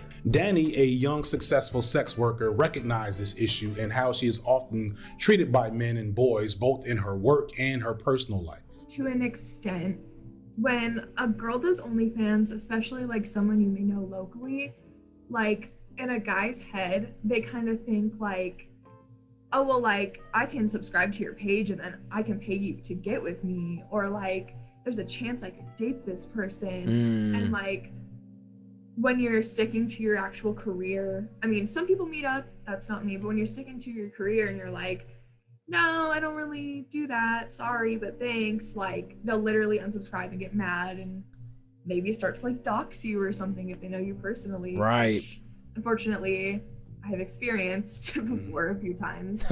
Never heard about this kind of entitlement after subscribing to someone before. No, I think it has to do with the fact that like you may know that person personally and you see this side of them and then you may feel entitled to like have that. Yeah, even though 100%. That person may not even want that. Like Riley Reid. Men are always literally primed to be like, oh, that woman's body. Yeah, that's mine. Yeah. Just got married. And Hey, Comrade, clever name. were under her Twitter comments being like, wow, I can't imagine being this guy and just ew, like I'd never marry a porn star, and just a whole bunch of stuff of like hating a woman who has sex, but then being a man and all you want from a woman is sex. So it's like when a woman is sexual and expresses herself, they're like, ew, why is she doing that? Like, ew, what a slut. But then when you talk to them, they're like, you know, it's so weird. Wait, what? Did he have to remove that, or was that something else? Oh, also, hi Black, how's it going? What a slut. But then when you talk to them, they're like, you know, it's so weird. Yeah, he had to remove that, I think. I don't know what it is, but he had to remove it. All they want from us. Influential 13th century Italian theologian St. Thomas Aquinas, I think. Thomas Aquinas. Aquinas. Let me look it up. Italian name is Tommaso d'Aquino. Tommaso. St. Thomas Aquinas. Tommaso d'Aquino. Tommaso. St. Thomas Aquinas published much work on the philosophy of biblical laws, had this to say about fornication or the seduction of virgins. If a man seduce a virgin not yet espoused and lie with her, he shall endeavor. Oh, she's saying, please eat you out. Right, okay, yeah. Thank you to the Nebula Watchers. Thank you. Appreciate that. Oh, that was so funny. Just like Italian Thomas Aquinas. Tommaso Aquino. Allow her to have her to wife. If the maid's father will not give her to him, he shall give money according to the dowry which virgins are wont to receive. The other injury is done to the maid's father, wherefore the seducer is bound by the law to a penalty of his regard. For it is written, if a man find a damsel that is a virgin, who is not espoused, and taking her, lie with her, and the matter come to judgment, he that lay with her shall give to the father of the maid 50 sickles of silver, and shall have her to wife. It's simple. This is a clear example of why white femininity is a super complex issue in the world of gender studies, philosophy, sociology, etc., because it exists in a very unique intersection that is intensely privileged and protected by its whiteness, but also within that space, a significant target of male aggression and oppression for its femininity. When I talked to Danny about white femininity in particular, I felt like she struggled to fully conceptualize how whiteness informed her experiences, even the good ones. I'll try my best to answer this question. Now, of course, Danny is only 21, and it's a lot to ask anyone examining their intersections of oppression and privilege. But I think her struggle is emblematic of the way that white women historically have existed in this unique space. Yeah. In many ways, white women are the only real women under white supremacist patriarchal capitalism. Right. Thus, historically, they have been instrumental in every possible human atrocity you could blame on white supremacy and patriarchy, as their participation in it either solidified their own protected status or happened in the name of that status. At the same time, women without connection to powerful white men or white movements, and many women within those movements, have often been exposed to significant violence and oppression within those spaces. For example, white supremacist Lauren Southern recalled an incident by fellow white supremacist and founder of the Proud Boys, Gavin McInnes, joking about her not getting a literal seat at the table until she got married and had kids. I've had some scary experiences, some heroes that have fallen for me. I've certainly gotten a shorter fuse for this nonsense of everything is women's fault. Sexual assault is a real God. thing. There certainly are power dynamics within the business world where women have to be careful. This is something that I've really learned, is the only one that can really protect me is me. And I think women are having to learn a lot of hard lessons when it comes down to it. You are sometimes your first. Just the stickers on the fridge, I was like, ugh. You did, though, start your career with a lot of anti-feminist commentary. Absolutely owned. Completely owned. Do you ever have moments where you look back at that early work and say, maybe you played a role in that mentality? She knows, look at her face. She literally knows. She literally knows. I hate this shit. I fucking hate these Nazi fucks. Honestly. The most scum fucking fuckers of all fucking time. I swear to God. They know what they're doing. Oh my God. Yep.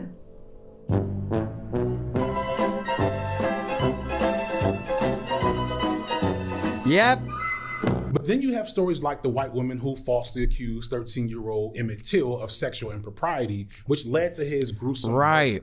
The threat of black men to white women is a recurring excuse for white terrorism throughout America since Reconstruction until the 1960s. Even when the issues were completely unrelated to white women, as in the 1917 East St. Louis race riots, which were over a labor dispute, white men still used the excuse of protecting white women to galvanize and legitimize their violence. Whether intentionally or obliviously, white women have been at the center of many a human atrocity, but also have been victims of many an atrocity as well, whether it be the aforementioned colonial sex trafficking or being accused of being witches and being burned at the stake during the Salem witch trials. Because of this, I feel like white women often initially struggle with fully grasping the concept of how their unique position works. White women don't often understand themselves as white. They usually just understand themselves as women and tend to think that that is salient across race when it's not. And it's historically been women of color, black women, who have to explain this to them, to let them know that as bad as it gets for them, their whiteness usually protects them from the worst treatment possible. Yeah, that's right. People in puritanical Christian households, communities, like all of that kind of makes sense when you like notice that basically fucking 99% of TERFs are white women. You know what I mean? Well, those that are actually like women. You know, we're talking like the ringleaders of the TERFdom, innit? Right? The 99% of the women, which is 10% of the movement, if that, maybe 5%. Because it's overwhelmingly cis het men, by the way. In case you didn't know, transphobes, quote unquote, trans exclusionary radical feminists or gender criticals, most of them are just cis het men, right? Yeah. That's it. Very informative for TERF thought. It is, because it's like, you know, okay, well, what we'll do is we'll just like, you know, we'll just do horrible shit.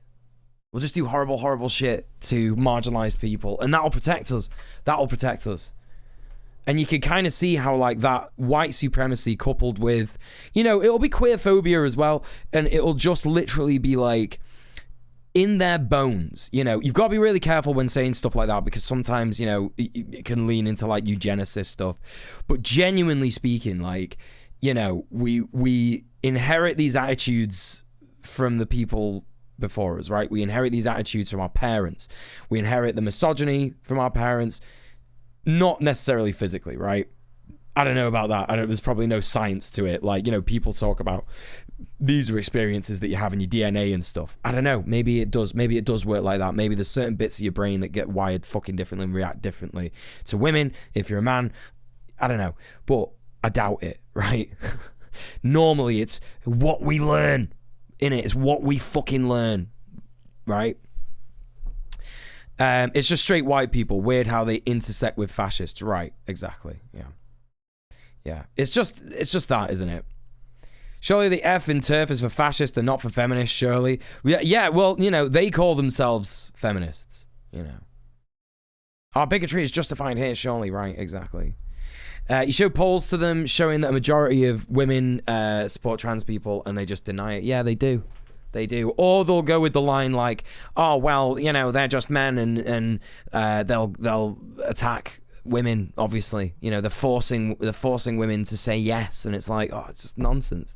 There's never, ever, ever any shred of, you know, it's like Christo-fascists. Don't bother arguing with Christo-fascists because they know. Do you know what I mean? They know what they're doing. They don't care. It's the same with TERFs. I heard someone call it homeopathic feminism the other day. Wait, what? TERFery? Oh my God. Feel like sex shouldn't be pleasurable for everybody, if anyone. Because they assigned it duty to procreate. So they put science and morality onto sex. Like, you have a duty to procreate. This is the way God asked us to do it. And also eugenics. We want white people to have White babies. Right, I'm with you, Birdie Blake. Yeah, it's so diluted. There's no feminism left. Yeah. In particular, is to lay there, not having any pleasure because you're a lady. That's right, almost Elise. Yeah. Birth us some white babies that black women can feed and take care of until they're of age to own them. Like since Trump was elected in 2016, we saw the adoption of imagery from The Handmaid's Tale employed as a statement of resistance to the eroding of women's rights over the last half decade. Although we're seeing the outfits We too. are seeing the outfits a lot, but as a protest symbol. And they're brilliant. Isn't Margaret Atwood a TERF? I can't remember. I feel like Margaret Atwood's a TERF, isn't she? And what else? They always talk about the Handmaid's Tale, and they're literally like doing the thing. You know, TERFs are literally doing the thing, like betraying women, betraying all women by being pieces of shit to women. You know. Oh, she wrote a pro-trans statement. Well, oh, is that what it was? She wrote a pro-trans statement, and the TERFs got mad, didn't they? Is that what it was? I feel like that's wrong. I feel like that's right. She slipped up a bit, but she also does ally shit sometimes. Yeah. For sure. Protest symbol for a television age. But you're there, you're visible, and everybody knows what you mean. This is cute and all, but it's pretty galling considering that for black women, The Handmaid's Tale isn't dystopian dark fantasy. It's literal history dating back to slavery. She's only batting .500 right now. What does that mean? What does that mean? Trish, I have no idea. Look, I know you love your sports, right? I know you love baseball and football and all that. I have no idea what that means. What does that mean? Batting a point. Yeah, I thought it would be a baseball reference, but I've got no. Do you know what we call baseball? We call it rounders. And we don't even wear protective gear. Right? I am a nerd. I am literally a nerd. You know, someone on the internet today said to me, why are you calling all these debate bros nerds? Are you trying to be like a high school bully? And it's like, I literally got bullied for being a nerd in high school. Nonsense. Rounders is distinct from baseball and softball. No, it isn't. That's what people say about American football and rugby. It's not. It's the same. It's literally the same. It's literally the same.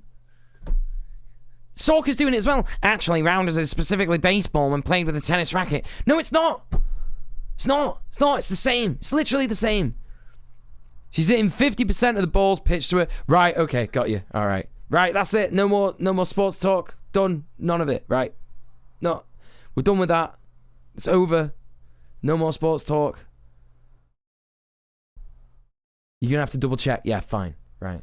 Yes, it is. No, it's not. It's not. It's the same. I'm joking, by the way. Listen, I'm joking. Soccer, I'm joking. Sarcasm. I just don't care. That's what it is. That's the joke. As compulsory comfort women and wet nurses for white families. And of course, not everybody does, Lyra. Of the rights of mothering their own children, even if those children were born to white slave masters. And this paradox would continue really to this day, including with people. No, it's like cool. It's literally cool. I'm not asked. Known for fighting for reproduction. Imagine if this is what I mean, right? This is what I mean. So, like, you know, I wasn't particularly thinking that Sorka's autistic or anything like that, but that's what you've got to remember, chat, all the time, is that autistic people, and sometimes people with ADHD, sometimes other people, do you know what? Any kind of person, whether neurotypical, neurodivergent, there's a chance that they might not know that you're being sarcastic, right? So it's always important to say that. Always important to just remind people. I know that some people think like, oh, well, it ruins the joke. Do you know what I mean? So that's why you do it. That's why you say it. And it's all good, Sorka. Don't worry about it. Reproductive justice and championing Planned Parenthood, but at the same time was also advocating for eugenics, for the sterilization of black women and women of color. My goal in bringing all this up is to force us to be critical and think intersectionally sports, go about sports. the standpoint of white women, because they are such a linchpin to this problem.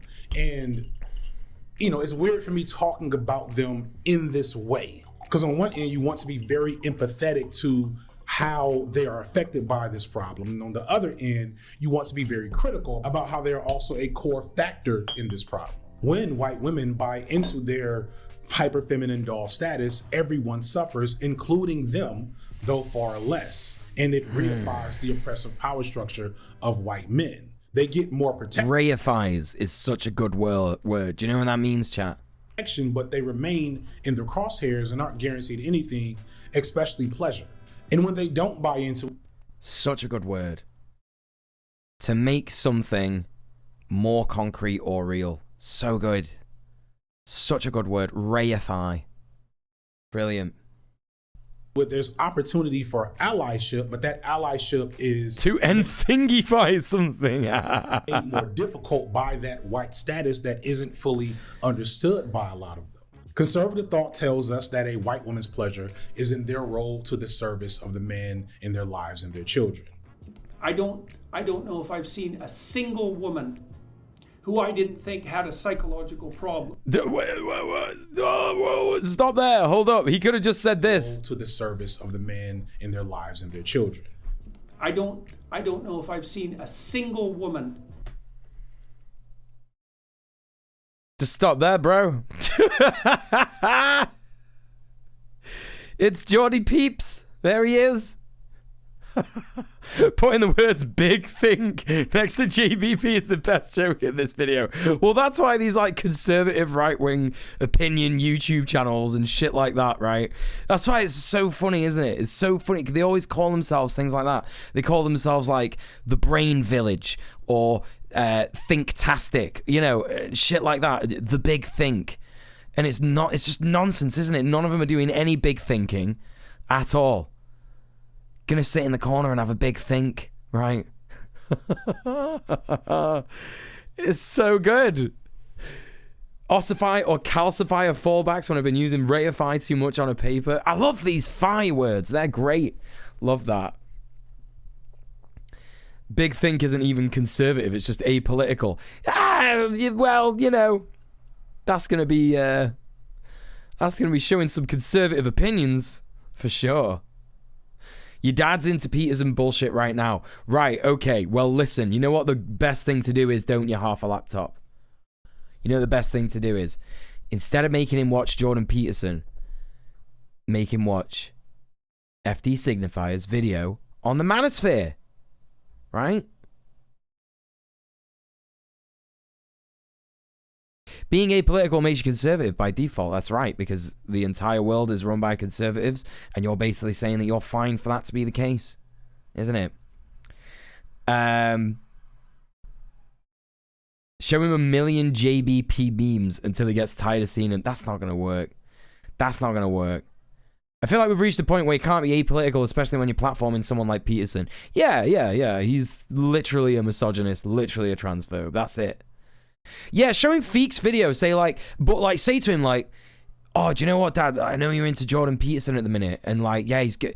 But like, you know, I know that it's gonna hurt to say this, but like, you can say, because this is kind of true, he's got some good life advice, right? Because he's got very basic, good self-help advice, and that's what most people know him for, innit? If your dad's already started watching the misogynist shit, I'd argue that it's gonna be harder to do this. But just be like, right, yeah, you know, Feek's got some really good, yeah, he's ableist too. You know, you can speak to him and say like, oh my God, yeah, check this out, right? Yeah, because Feek, that's what I'm saying, Butter, because Feek is like an older guy who knows what he's on about, apart from Jordan Peterson, who doesn't know what he's on about, just shows himself to appear to know what he's on about. Feek is actually like, he does know what he's on about. So it is fucked for his profession. Well, he's talked about how he's had loads of patients that have just died, hasn't he? You know. And he's like been unable to save them, like, you know. Anyway. You know, he's an older guy and he knows what he's on about, and you can kind of spin it as like, yeah, the only problem with Peterson is that he's got a really weird view on masculinity. It doesn't really make much sense. And then maybe just tease him with like the grandma thing. Maybe just like show him, you know, that bit. Does anyone remember that bit? Listen, everyone's about to get cursed, by the way. Everyone's about to get cursed. So if you don't like getting cursed with hearing things, not like actual cursed, like a witch or something doing it to you, but like just a cringe thing. Jordan Peterson grandma piece. Please not the grandma dream. See, everybody knows. Everybody knows what I'm on about. Is this the... I dreamed I saw my maternal... I didn't know there was like audio with him saying this. Is this from the audiobook? Is this from the audiobook? I dreamed I saw my maternal grandmother sitting by the bank of a swimming pool, which was also a river. Her genital region was exposed dimly. It had the appearance of a thick mat of hair. She was stroking herself absent-mindedly. She walked over to me, with a handful of pubic hair compacted into something resembling a large artist's paintbrush. My face. I raised my arm several times to deflect her hand. Finally, unwilling to hurt her or interfere with her any further, I let her have her way. She stroked my face with the brush gently and said, like a child, "Isn't it soft?" I looked at her ruined face and said, "Yes, Grandma, soft." It's so bad. It's so bad. Hey, Luz, how's it going? So bad. Oh my god. It's from the audiobook, but it's an AI voice. This is the very clip which got that AI voice taken down. Oh, no way. No way. That's wild. Okay. All right. That's the worst erotic audiobook I've listened to. Sir, this is a Wendy's. It is a lot. It's a lot. Do you know what I mean? Hello, Prince of Brass. I'm sorry. First time chatter, Prince of Brass. Why must you inflict this upon us? I know. I'm sorry. I'm so sorry. Genuinely. Look, you know, sometimes I forget that new people are going to come into the stream and they're going to witness what was going on. I mean, before, I was talking about, you know, do you remember the bit when I was saying, this is happening? Do you remember that? That happened earlier. And now this is happening. Anyway, welcome to the stream. This is just that kind of, you know, this is just that kind of stream. This is what we do. Anyway, let's get back to the vid. Who I didn't think had a psychological problem, who hadn't seriously flipped in their attitude towards the balance of family and career by the time they were 30. Actual physical pleasure was literally medicalized. It was taboo. It didn't make sense. In the 19th century, white women who were sexually frustrated because their husbands couldn't find them were diagnosed with mental illnesses or hysteria as an explanation, because they couldn't just be... It's your roving womb. And I shit you not, the treatment for hysteria in the late 1800s was a trip to the doctor for what they called a pelvic massage. As throughout history, the medical establishment has offered hysterical women a veritable smorgasbord of treatments. I like to begin with a drop of musk oil, the index finger, applying gentle pressure. Then slowly... It's just rape. This diagnosis was so prolific that doctors eventually invented a machine to save them time and energy giving pelvic massages. The machine, what does this look like? Quotes. That's funny. The machine helped massage the pelvis with strong, steady vibrations. The machine helped massage the pelvis with strong, steady vibrations. You see where this is going? White men 200 years ago.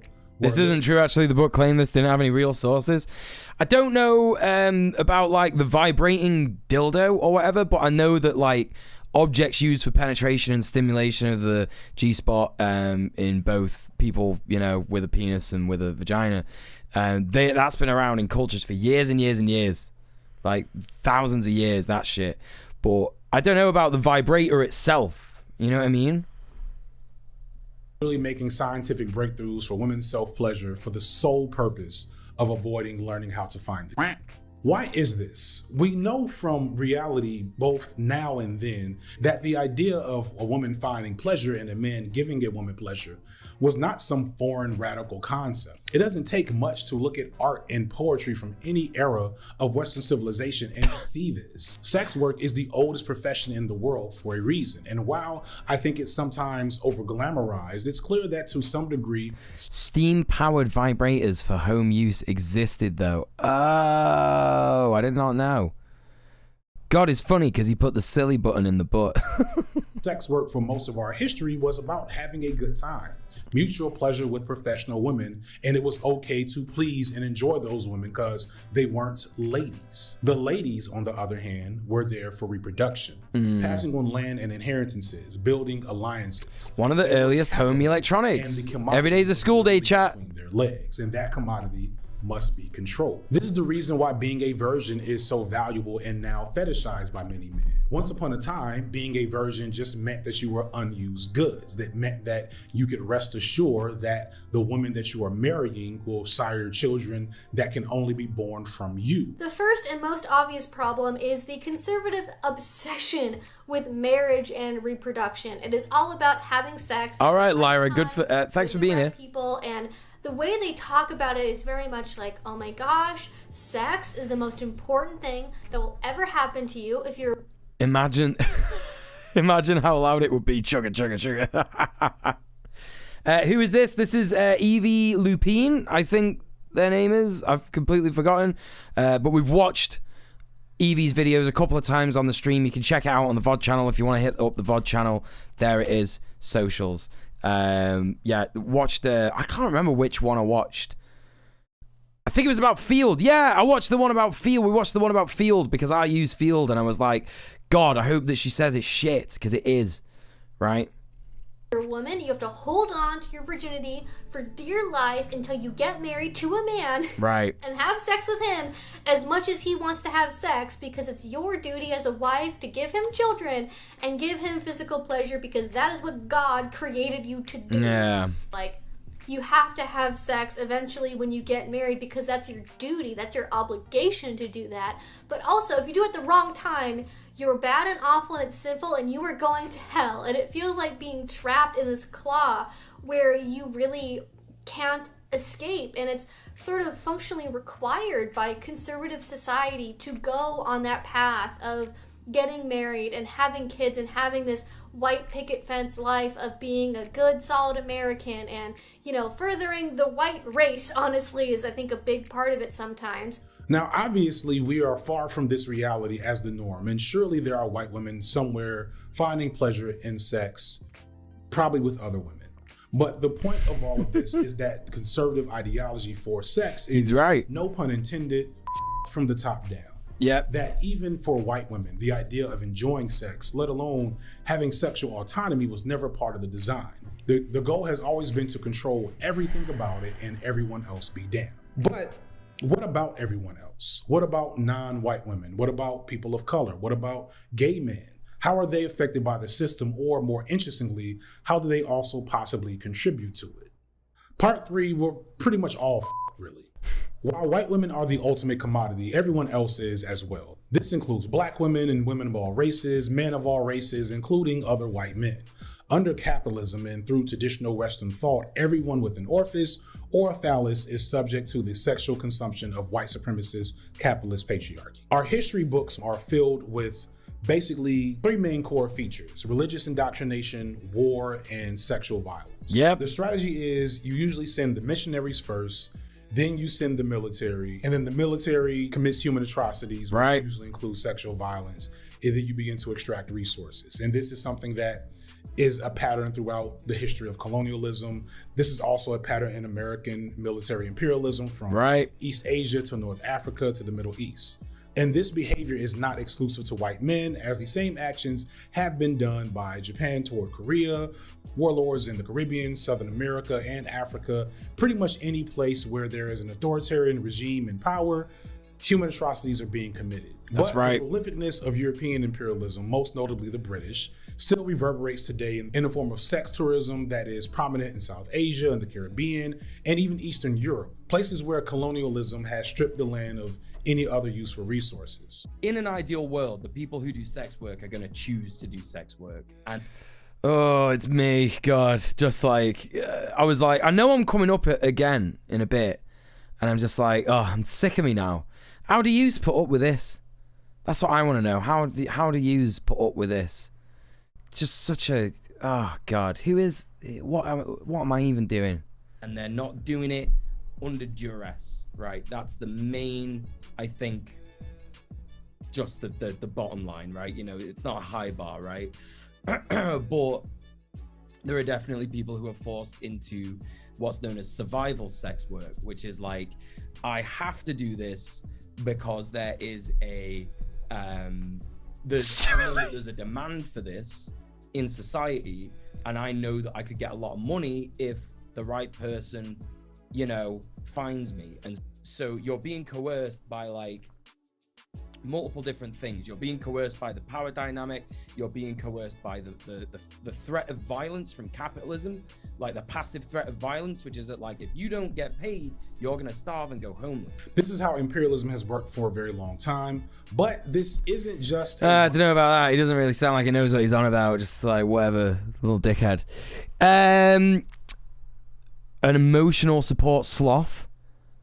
I'm always multitasking when I watch streams, so maybe that helps. Wait, what happened?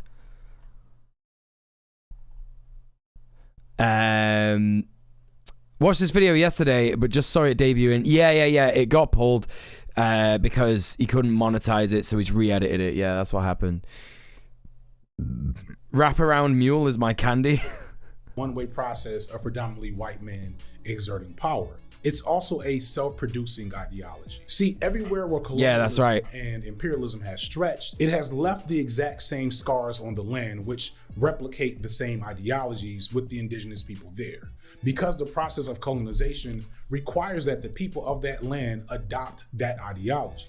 This results in many people, especially those with a closer proximity to cis hetero white maleness, to seek to reproduce the same power hierarchies in their own spheres of influences and communities. It's easy to point the finger at white women for their persistent fence sitting when it comes to resisting Western hegemony, and then also sometimes seeking the privileges of it. But if you look closely, you'll notice that lots of people with different intersections do the exact same thing. Basically what I'm saying is that the shittiness that we attribute to white patriarchy and racist white men is very contagious, and everybody is getting sick. For example, a prominent discussion in LGBTQ political circles is how unabashedly racist and classist LGBTQ movements and communities can be. It doesn't take much to recognize how racism affects queer communities, down to the changes in the pride flag. It really is a flag for everyone. It's so inclusive and giving all of our community allyship, that solidarity, that joy of visibility and inclusion in the heart of London. I've read that the original rainbow flag was meant to encompass all LGBTQ identities, but a lot of people felt that they needed to be more explicit about the inclusion of people of color and trans people because they were persistently being excluded from LGBTQ communities, so another flag was created. Another example can be found here on YouTube, where just a few years ago, notable queer white men such as Jeffree Star, James Charles, and Shane Dawson, and probably a few others, were being really racist, among other things. There's an really racist corporate engagement with pride events over the years. I can't remember if I spoke to this about Feek. I don't know if he's gonna like play another clip of me now, but like that was a this is like definitely so prevalent in like the queer community in Manchester, especially, definitely just all across the UK. But yeah, it's so shit. It's just so shit. I've definitely spoken about it here on the stream before, but you know, when you go to the gay village, right, in Manchester, and you just see like all the Union Jacks. Generally speaking, when you see a Union Jack, you know that you're just about to get like the worst opinion thrown at you on Twitter, or you're about to get a punch in the face, because you know, it's a gammon thing, innit? Right? Thank you for the follow, by the way. And whether or not kink belongs at Pride, to make Pride more corporate friendly when Pride was supposed to be a riot. Gilead, the creator of PrEP, an anti-HIV drug that reduces the chances of contracting HIV by up to 90%, has become a hero of sorts in the gay community due to their wonder drug. I've seen signs for PrEP all over Atlanta, sometimes in areas with high concentrations of poverty, which also happen to be where HIV is most likely to spread. However, hey, Mr. due Dank. to your usual structural barriers, the individuals that are seeing those ads are the least likely to get the drug. A life-saving, HIV-preventing drug that, without insurance, doesn't come cheap. Gilead CEO noted $3 billion. And not just that, but PrEP is actually super hard to get in the UK as well. If you just don't go private right now, it's fucked. It's literally fucked. Like, I tried to get, basically, do you remember when I was like fucking, whatever it was, I was staying up all night and shit like that. Do you remember I had to miss like a couple streams because my sleeping pattern was fucked? In where I live, they release, yeah. No, it's not hard for me to get because of the pattern. No, nothing like that, right? I'm telling you now. I basically, the only time that my GP practice and the sexual health clinic that is near me releases like appointments and stuff like that is like 6 a.m. 6 a.m. And if you don't get on at 6 a.m., you're fucked because they're all gone. Because everybody stays up till 6 a.m., gets the fucking appointment, and then passes out. That's what they do, but I can't do that. You know what I mean? Unless, like the other week, I'm literally like trying to fucking, you know, get that sorted because I can't sleep and I'm awake, basically. I'm staying awake all night. So I did it, right? I did it. I stayed awake, and I got myself, like later on in the morning, I got myself a GP appointment because they released GP appointments a bit later. But I tried to get, I got an STD test because I've been trying to get one, right? I've been trying to get one for ages. And you just can't get like an STD appointment either. It's fucked. And so, obviously, what Feet's talking about here is like a racialized issue, right? Is that the right way to say that, by the way? I think it is, isn't it? A racialized issue. It's an issue for BIPOC folks, right? And definitely in some of the more poorer parts of America and shit. But just in general, like, you know, PrEP is hard to get, like, in the UK if you're poor as fuck, like me. Like, I can't afford to go private. That's what I'm saying. So anyway, I stayed up all night. I got this STD test ordered, right? STD test, by the way, very important for men who have sex with men. Just very important because men are ridiculous, right?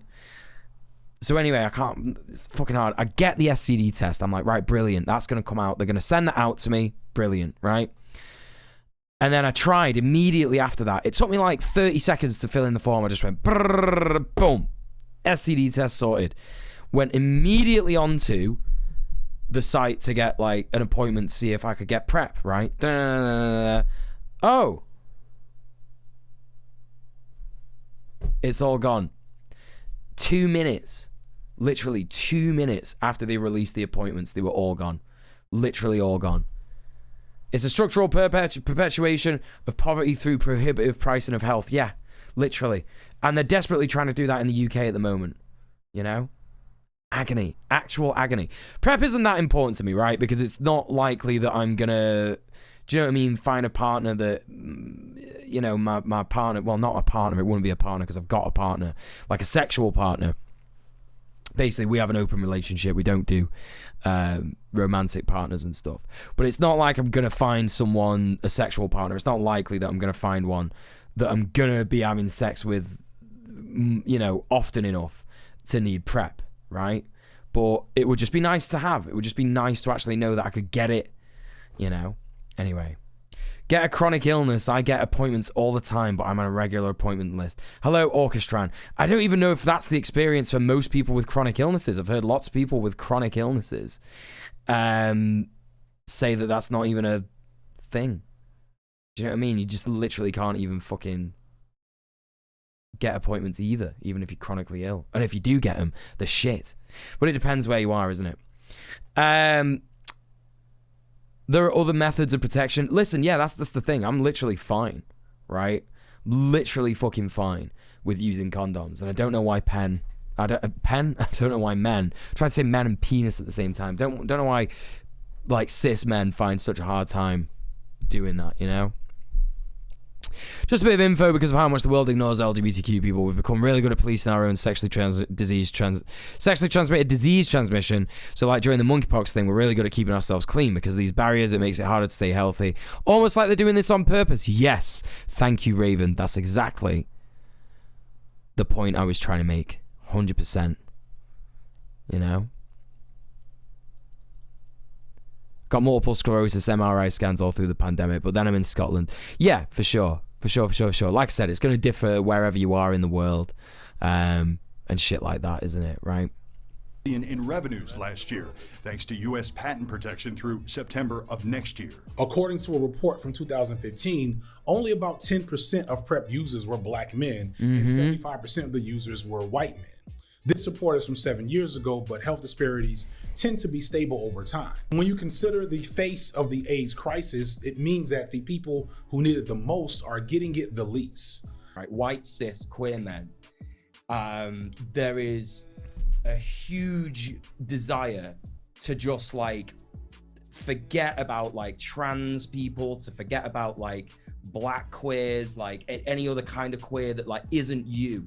You know what I mean? Like, just whatever, like their struggles, who cares? And the thing is that this is the conservative queer mindset, and it will lock into the conservative kink mindset because they are very, very similar. Like in my video, Kink Belongs at Pride, I talk about how like queerness was connected to kink and shit like that because it was seen as just like a weird sexual taste, like it wasn't seen as an identity or a sexuality or anything like that.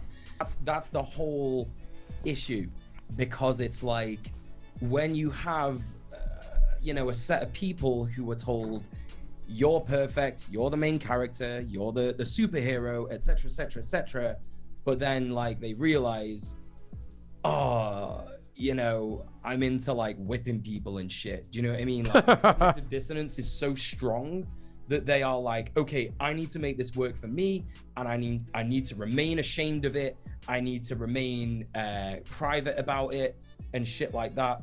And what this shows us is that queer white men of relative means, whether it be the insurance to pay for the drug or the money to pay for it, God, who was that? Can pursue sex and intimacy what a weirdo. far less worried than their black counterparts, further exacerbating these disparities. So much like any white man, gay men with power and access can literally have safer sex than their non-white counterparts. It's one of many examples of how gay white men intentionally or obliviously still operate with the same toxic power structures around sex and pleasure, and who gets access to whose bodies and in what way. Even when being queered, sex and power are still operating under a conservative ideology. Still under control, and this is not an accident. It is very much intentional. And this is because it's all about power. In America, we have the unique legacy of the log cabin Republicans, who are made up of predominantly white gay men who actively support a political party that has all but written in stone their disdain for gay people and has been aggressive in their anti-LGBTQ rhetoric in recent years. Thus, in the state of Texas, the log cabin Republicans were outright ousted from the Republican Party and disallowed to participate, and Pikachus everywhere were shocked. A party platform calling homosexuality, quote, an abnormal lifestyle choice, despite some opposition from its own members. We are the Republican Party of Texas. We're not the Westboro Baptist Church. Understand that the issue here wasn't them suddenly discovering that their peers are homophobic. This party in Texas is well aware of that.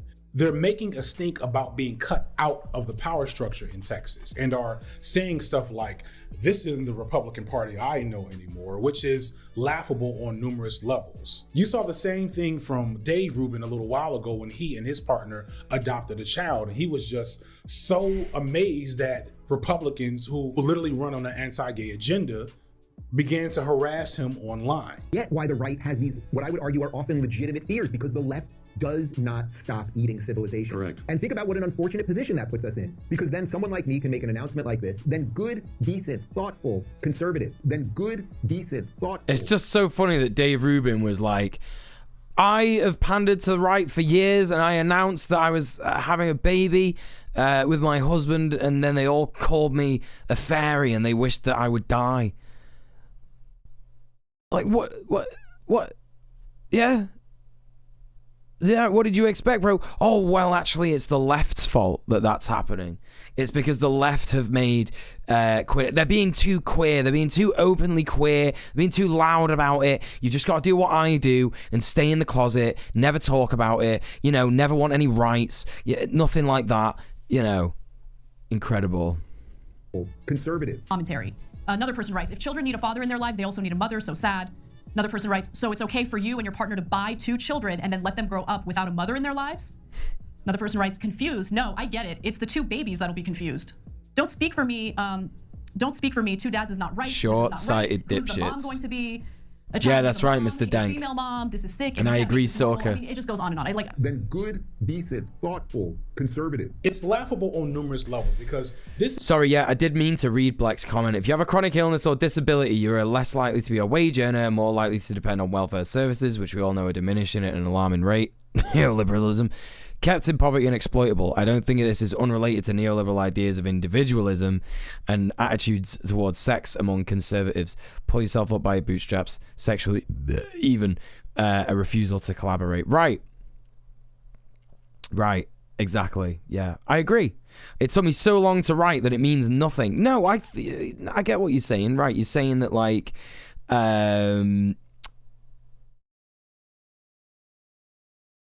people with chronic illnesses and disabilities just don't get thought of, and therefore when it's like, you know, when conservatives are thinking about sex, they're not thinking about people that may have a chronic illness, may be disabled or anything like that. They're not thinking about any of that.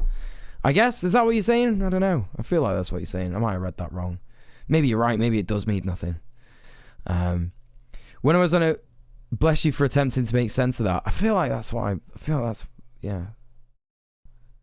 When I was on Ontario disability, a lot of medications, including BC, were free, but also I was on Ontario disability, and I guess that's like trying to say that, like, oh, it's really shit welfare, basically. This is the same Republican Party that ignored the AIDS crisis in the 80s and 90s and looked at the rampant death of many gay white men as divine punishment for their sin. Right. This is the same Republican Party that has fought against every advancement for queer people in the US for decades now. This is the same Republican Party that just gutted Roe v. Wade and has proactively and openly supported systems of oppression for pretty much everyone except for straight white men. What they're really hurt by isn't the homophobia. They're okay with that because they feel like they're shielded from that by their white maleness. What they are upset about is being I get you, Birdie, yeah. Power structure. And even so slightly from their white male privilege. The power that comes from proximity to white maleness, the power to control sex, even queer sex, is what they're really angry about. Yep. When I don't think about it, I can't He's right. make a gay man of any race support a political ideology that so blatantly and openly seeks to destroy them. But then I remember Thomas Sowell and Jesse Lee Peterson. You think slavery was a good thing? Yes. Why? That's a good question. I think it was good in that those were the times, and it allowed us to be born in America, the greatest country on this side of heaven. We were allowed to be born here rather than sneaking across the borders or having to fill out an application and wait for years or take a test, which we would have never passed, by the way. Instead of complaining, I would show my appreciation to the folks who died and sacrificed their lives that I might be born in the greatest country in the world. Jesse Lee Peterson is a completely deranged man who has been a right-wing talking head, who has made his mark with some of the most bizarre defenses of homophobia and white supremacy that you'll ever hear, all while being obviously black and, according to recent reports, secretly gay himself. Yep, he was literally, unfortunately, sexually assaulting people. But men, he was sexually assaulting men. He's gay, like, even though there was a moment, I think it was Jesse Lee Peterson who, like, on his podcast after he realized that Dave Rubin was gay, hang on, let me see, Jesse Lee Peterson, he was gay. Yeah, this was in my video. I talked about this in my video. He was gay. Dave Rubin. I shook his hand. That's like the video. Yeah, he's the I shook his hand when he figured out that Dave Rubin was was gay. Oh, I can't find it because all the stuff is about him being gay, but you'll know what I'm on about. If you find the clip, chat, let me know. And Thomas Sowell is basically Uncle Ruckus. He's written for That wasn't years Jesse how Lee black Peterson? people's main issues Who was that? are black culture and is apt to say things like this. Racism is not dead, but it's on life support. Kept alive by politicians, race hustlers, and people who get a sense of superiority by denouncing others as racists. What's funny is that low-key, I don't even think Thomas Sowell ever said this shit. Like, I got this from a Twitter called Thomas Sowell Quotes, but it sounds so much like some shit Thomas Sowell would say that I don't think anybody's bothered to really double check. But yeah, anyway. Yeah, I can't find it. Some other guy that Rubin brought on his show. And it's emblematic of his abilities in what I like to call pseudo-intellectual Negro nonsense, which is... Okay, well, if you find... Okay, well, it's irrelevant now anyway, so if you don't... So there's no need to find the clip. Don't worry, if you're trying to find the clip, forget about it. Prominent among black conservatives, propped up by white conservatives. Diseases, for example, were going down at a very steep rate. It was either syphilis or gonorrhea that was 1/2 as prevalent in 1960 as it was in 1950.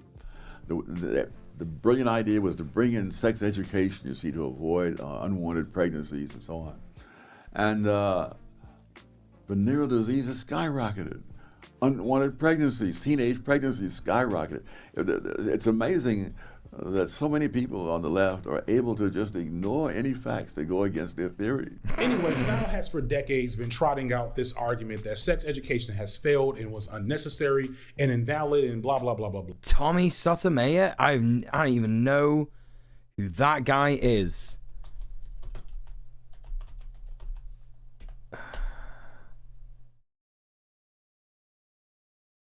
Nah, man.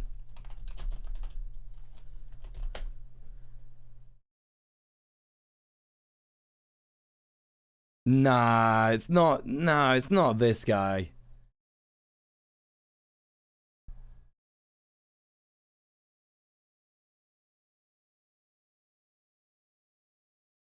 Anyway. It's the foundational ideological basis for capitalism. You can't get a tax write-off for donating an orgasm. He cites the fact that venereal diseases such as syphilis and gonorrhea were actually going down to the 1950s before sex education became popular. God damn, I'm actually really worried now because in my video about Dave Rubin, I think I said it was Jesse Lee Peterson that did that. So I need to kind of like take that video down if that's, or at least like put a thing on it talking about it. I feel really bad if I've got that wrong. Hold up. I actually need to figure this out now. I'm freaking out a bit. Debate. Hang on. Dave Rubin. Where's the Dave Rubin video? There it is. Community cares for each. Or maybe I didn't put it in the video. Maybe I'm just like making it up. Oh no, you're right.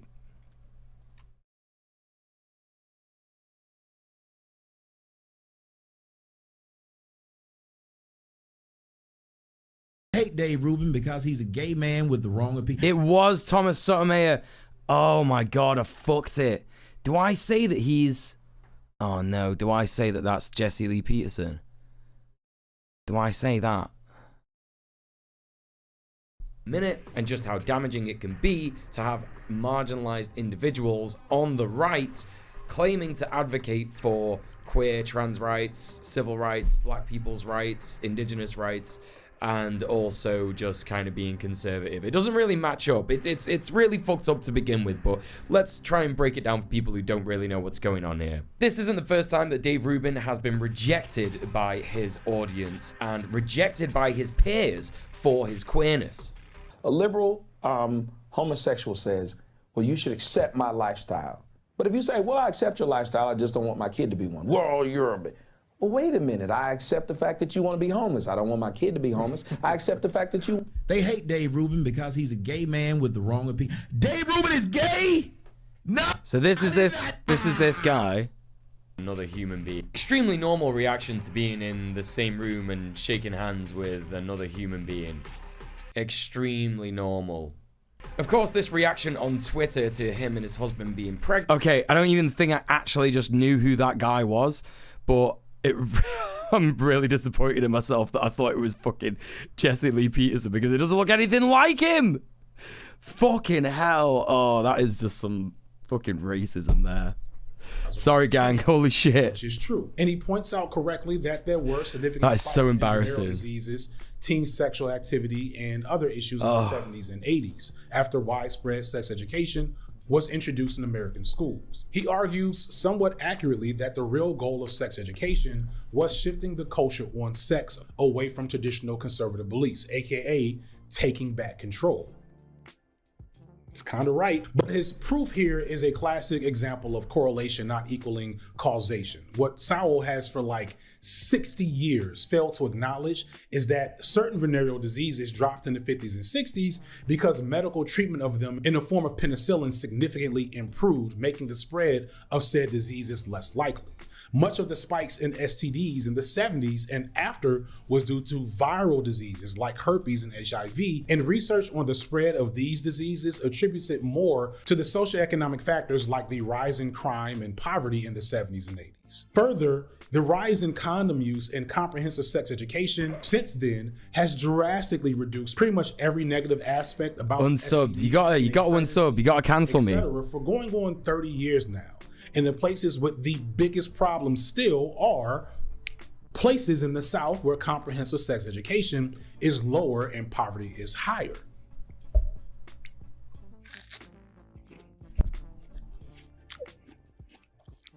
So why is Sal, clearly an intelligent man, still saying this stupid shit in 2022? Well, for one, again, white conservatives pay him to do it.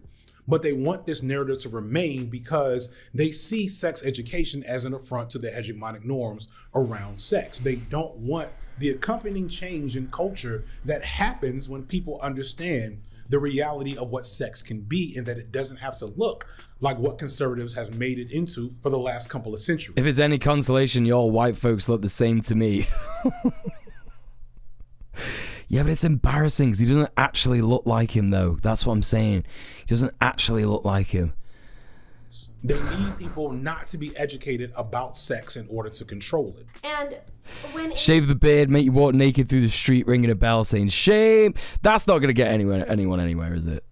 People don't want that path. There is a lot of tension because a lot of ace people prefer to have what are called like queer platonic relationships. They are not really concerned with going down the path of marriage and children, though once again, some definitely do that. And so what that means is you It is a peach. What are you on about? It's an apricot. Okay, listen, Cynthia, I don't know why.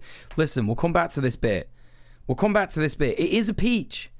It is a peach. Now listen, I was wrong before. Caveman Bonanza. Thank you so much for the Prime sub. The difference is us white folks do look the same. Actually, you're not wrong. You're not fucking wrong about that. You might be thinking of nectarines. Work is busy, can't hang, but you're great. Thank you so much, Caveman Bonanza. Appreciate that. It is a peach, yeah. He literally talks about it later, yeah. And when ace people don't want... Hold up. I've got to show you it's a peach. Nectarines are way smaller, they are. And apricots are. Apricots are tiny, they're like that big. Sex. They don't want the accompanying change in culture that happens when people understand the reality of what sex can be and that it doesn't have to look like what conservatives have made it into for the last couple of centuries. They need people not to be educated about sex in order to control it. And when ace people don't want that path, there is a lot of tension because a lot of ace people prefer to have what are called like queer platonic relationships. They are not really concerned with going down the path of marriage and children, though once again, some definitely do that. And so what that means is you oftentimes have asexual people that maybe don't even realize they're ace, being raised in a conservative religious community where they are forced to marry at a very young age, having coerced sex, being assaulted, being raped, if I can say that, by their spouses. And that is horrible. That is horrific. But that is something that is part of that culture when sex is treated as this obligation that all humans, in order to be human, to prove they are human, have to do at the prescribed time. The amount of like sexual communication, like, oh my God, the amount of people that I've been able, like, had the opportunity to do some mentoral stuff with in the Christian communities, where it's like someone like feeling like a shame about how they've been in a relationship for 3 years and they slept with their partner and they really enjoyed it, and like the fear of like admitting that and being able to say it to me because I'm edgy and I wear makeup or whatever, and I'm like, God wants you to have a good first sexual experience. Do you know how many women, like the overwhelming majority of women, where their first sexual experience was non-consensual, was violating, like it was assault, like it's like so many, it's so upsetting, it's so many, that's their first experience. So if you as a Christian have had a positive sexual experience as your like first sexual experience with a partner that you trust in an intimate committed relationship, I'm like, why do you think that Jesus would be upset about this? That's a blessing. That's a beautiful thing. Now I could have easily replaced Sal with me. I'm white and I get other white people confused all the time, especially white men. You know the guy. I don't know what you're on about. I don't know what you're on about. Jesus. No idea. Never even considered that could be a thing. Don't even know what you're on about.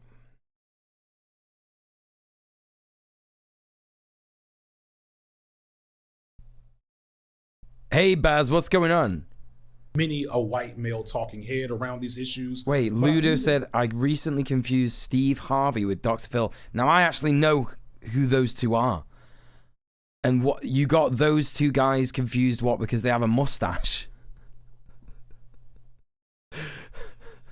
Him because his race allows him to be elevated as a voice in conservative circles to try to subterfuge accusations of racial bias. Sal represents the small contingent of black men and increasingly black women who peddle conservative talking points to a partially black but mostly white audience in order to get some money and establish better proximity to white hegemony. The false belief that if they are one of the good ones, that they will be spared.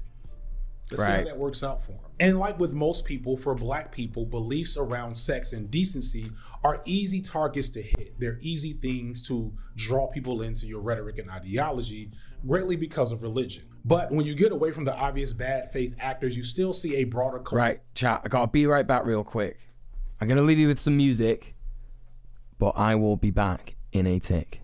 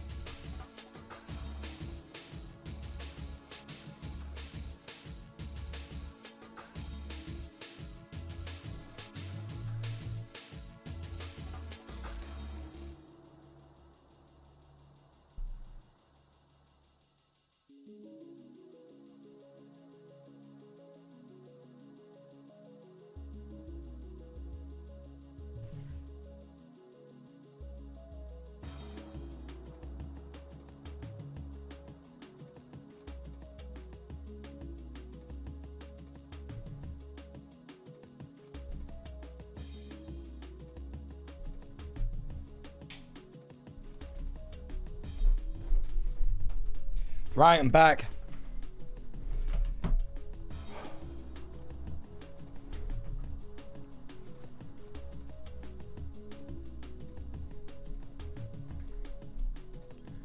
Oh my god, chat's been popping off. What's going on? The break made me check how late it is. I've only been going for 2.5 hours. I guess it is late. Oh, yeah. If you're in, like, Central Europe, yeah. Yeah, see you later, Wulada. See you later. Oh, my God. Everybody is literally... According to Wikipedia, nectarines are a variant of peaches. Yeah, it doesn't matter.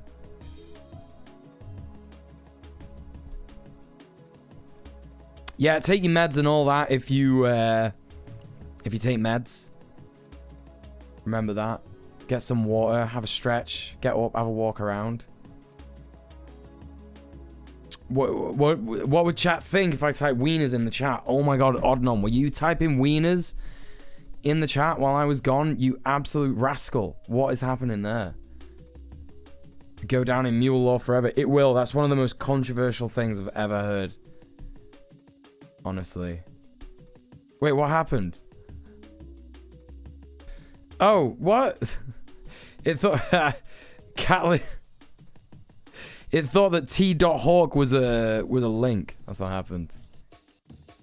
Oh, hi again. D&D didn't happen. What if I stole Valor? Yeah, that would be well funny. Yeah, that'd be funny as fuck. Isn't it like a joke that the peach is the emoticon used for ass or pussy? Yes, that's right. Culture of black sexuality and pleasure. We're going back in. As I mentioned in the Black Men's Objectification video, the sexuality of African Americans has been... Hold up. Why did that not stop? Sorry. ...mutilated since enslavement, where a wide variety of sexual practices that came from the continent of Africa was flattened into a sexual identity fit for domestic animals. Aside from the fact that black men and women were exposed to unspeakable acts of sexual violence and violation, there was also an installation That's what Catlin said. Ideologies often based in religion and fetishization of black bodies and sexual activities by the outside world. All this bleeds into rampant sexual dysfunction for black Americans today. It doesn't take much to draw a line from the violent dehumanization of slavery, the terror of Reconstruction and Jim Crow, and the oppression of targeted policing and redlining and systemic barriers in the last 50 years to That's the all right, Catlin. sexual dysfunction under poverty and in general right now. So with all that bad stuff, what could possibly be a solution to address the sexual issues of black people? Well, according to Steve Harvey, women should wait 90 days before having sex with a man if they want to be taken seriously. What? Men are hunters. What we enjoy is the chase of the hunt. No. Completely wrong. What are you on about? Should have stuck to family fortunes, to be honest. Men are hunters, normal sentence. Well, I mean, he's right for some men, let's face it. Badum tish. You know, predatory behavior, self-report. Anyway. Yeah, speak of the devil. There he is. So, you know, like, look, I have sex with men. I know what they're like. They don't like the hunt. They don't like the chase. If you don't get back to a man within like a second, he's already found somebody else to have sex with. That's what's happened. That's how it works. Now, after we capture you, we're okay with that. Like you said, men cheat because women allow them to. I don't know, we're just doing from Family Feud. I mean, you know, look, women ask that question all the time. You know, that's one of the biggest questions. You know, why do men cheat? But I mean, it's really because there are so many women out there willing to cheat with them. In his somehow best-selling book, Act Like a Lady, Think Like a Man, a book so popular it spawned 2 movies. Renowned social psychologist, I didn't know this. Expert Steve Harvey admonished that in order to improve their dating lives, women should make a man wait 90 days. It's women's fault. It's women's fault that we cheat. Than what he calls a sports fish. This may sound ridiculous to you, but his book was a huge hit. Can you believe it? Steve Sportsfish Harvey. Oh my God. Oh. Thinks that women are like sports fish And you should hunt them like some kind of deer. Hunt them with a spear, or so, hunt them with like a bow and arrow or a gun. Anything, any kind of weapon, a mace. Among a lot of black women at the time who sadly had not been taught much about dating in men. So the regressive, mostly common sense stuff in the book was to many a revelation. For some of them, this was as good as it got to taking back control of black sex. I've mentioned this like in almost every video before, and I promise one day it'll get its own. People aren't fish, they're not. It's important to understand that when we talk about black people being more conservative, we're not talking about capital C conservatism and necessarily voting Republicans and falling into fascism, although that does happen. I heard you say recently that White History Month is coming up. That's right. White History Month. And I don't have We're talking about it's so cringe. Conservatism prominent among black people, especially older generations of Gen Xers and baby boomers. Their experiences under a much more lethal and overtly white supremacist environment taught them that conservative values are a necessity for survival, and thus those values of conservatism are often preached as Kanye loves that guy, virtues, as opposed to actually I don't know about that. Survival tactics. Now, mind you, these some of the same motherfuckers I gave us Chuck Berry, the Isley Brothers, Uncle. That's right. White History Month de facto is every month that isn't Black History Month, right? Which it is at the moment, by the way, in the UK. In case you didn't know. Something to be aware of. Luke, Freaknik motherfuckers, really. Either way, when it comes specifically to sex, there are still a lot of black people who hold on to conservative values, and from my perspective, a lot of it comes from black church culture. Now, I am a heathen, and I don't have a ton of black church experience, but it doesn't take a lot to recognize how the black church can play a toxic role in sex for black people, and I think this is especially salient for black women who make up much of black church culture. Many black women are, much like white women, taught to see sex and pleasure as something that belongs to men. And we see this reverberate through Pick Me TikTok, divine femininity blogging. When you hear these women talk about sex, they are using the same talking points as their white counterparts, speaking of sex as something that belongs to men. Purity culture had them in a chokehold. Yeah. And they were pitting good girls against bad girls. And so it was like, I got my purity ring. I'm out here. I'm a better type of girl and woman. Yes. Pick me. Yeah. Yeah. There are different versions of pick me. Yeah. But that is one. There's a range now. There's a spectrum. Yeah. Because I know some pick me's that are probably really good in bed, to be honest. Yes. That was the me type of pick me. I was like, there are iterations of this. That's I was true. definitely Right. a pick me. And that's sad, but I can't let it be that simple because we're talking about patriarchy. And as I said before, patriarchy is genderless. I've covered a lot of stuff about black men's sexuality in a few videos. Please go watch. But one thing I want to touch on again is how the adherence to rigid gender norms limits black men's access to pleasure. I like exploring creativity when it comes to sex because there are so many things that you can do. I think it sucks that men are so held back in a sense by just their thought process around sexuality, and yeah, it sucks that he's got to re-upload it and not have any swears in it and stuff. Every single black penis that they see on social media is not a BBC, and it doesn't need to be. I think that's the biggest thing as well. The hypersexualization of black men, which leads to the only kind of sex workers, male sex workers, I think getting like the front door kind of play are the nicely cut, nice body, super long penis, all of that good stuff.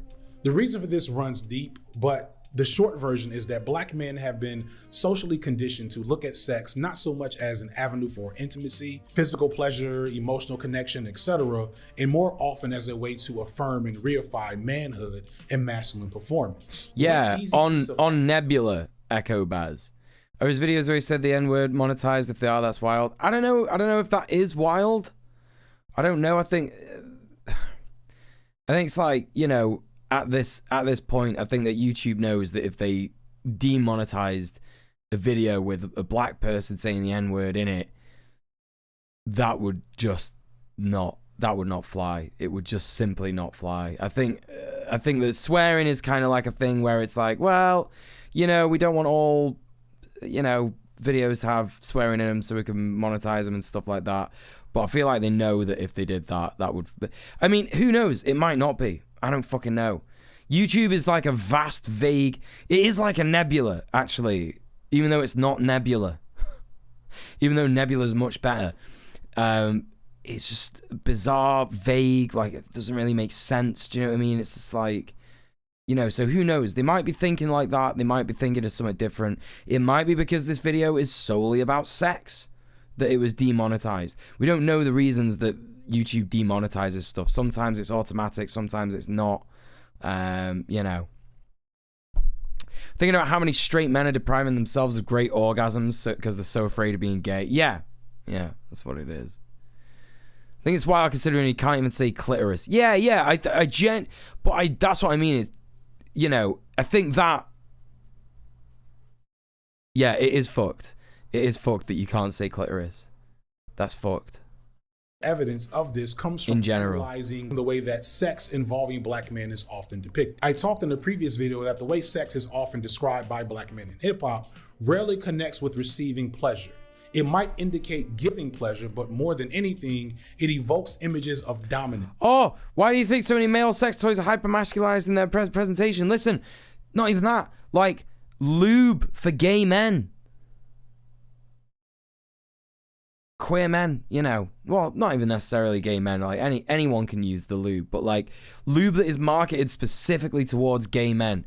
Do you know what my lube is called? It's called Spit. Right? And I didn't get it because it's called Spit. I think that's gross. Well, no, I don't. Spit. Anyway, it's called Spit, right? But that's bizarre that you would call it that. Do you know what I mean? It's marketed exclusively towards gay men, like cis gay men. And there's other stuff called like gun oil. Let me see if I can bring up an image of gun oil. Me and my partner were looking at this the other day. Gun oil.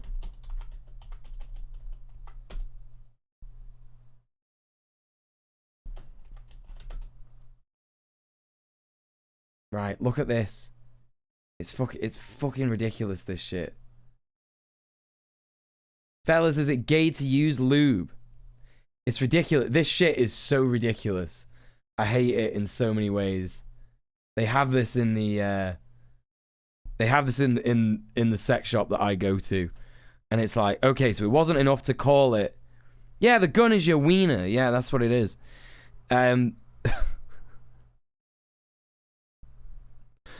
It's genuinely pathetic, right? Yeah. Hold on, babe, just let me lubricate my weapon. Yeah, it's a bullet. It's a bullet. It's a bullet. It's ridiculous. Honestly, the optimum name for lube is clearly snake oil. That's amazing. That's amazing. But anyway, yeah, I hate gun oil. I hate that it's called that. I hate that it looks like this. Yeah, it's like mask for mask types. That's what it is, Raven. Yeah. That is actually what it is. Equating sex with violence, yeah. I mean, look, like, you know, there's, I don't know. Yeah, I mean, it is, like, gun violence specifically. I was about to sort of make the argument for kink, but then it's like, well, no, it's not about guns, and there's not really many gun kinks out there. You know, it's quite rare to have, like, a gun kink. Body count, yeah, it's kind of like that, right? Yeah. How much more expensive is it? I think I might have lost the tab. Gun oil. Let's have a look. For 237 milliliters. 34 quid. That can't be right. For 237 mil. How much is this? I've not got lube on my desktop. Don't know what you're on about. I'm just looking at something that's kind of the same size of that. That's definitely not lube. 250 mil. Less than this. 34 quid. Are you joking? 34 quid.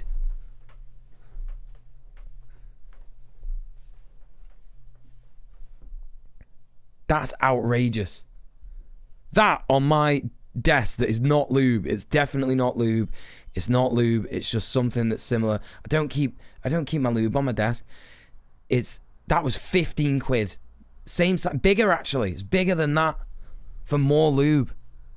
Not spending 34 quid to lubricate my weapon. Yeah, it's not good. 7 quid. You know.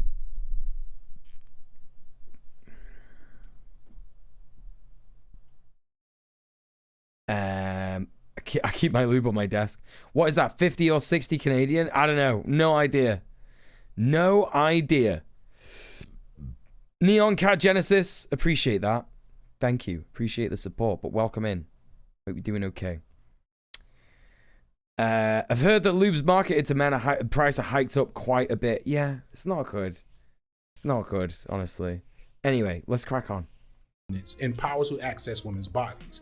Consider the history of slang terms used to describe sex in hip-hop over the years. Terms like hit, smash, cut, bang, drill, laying pipe, dropping off dick.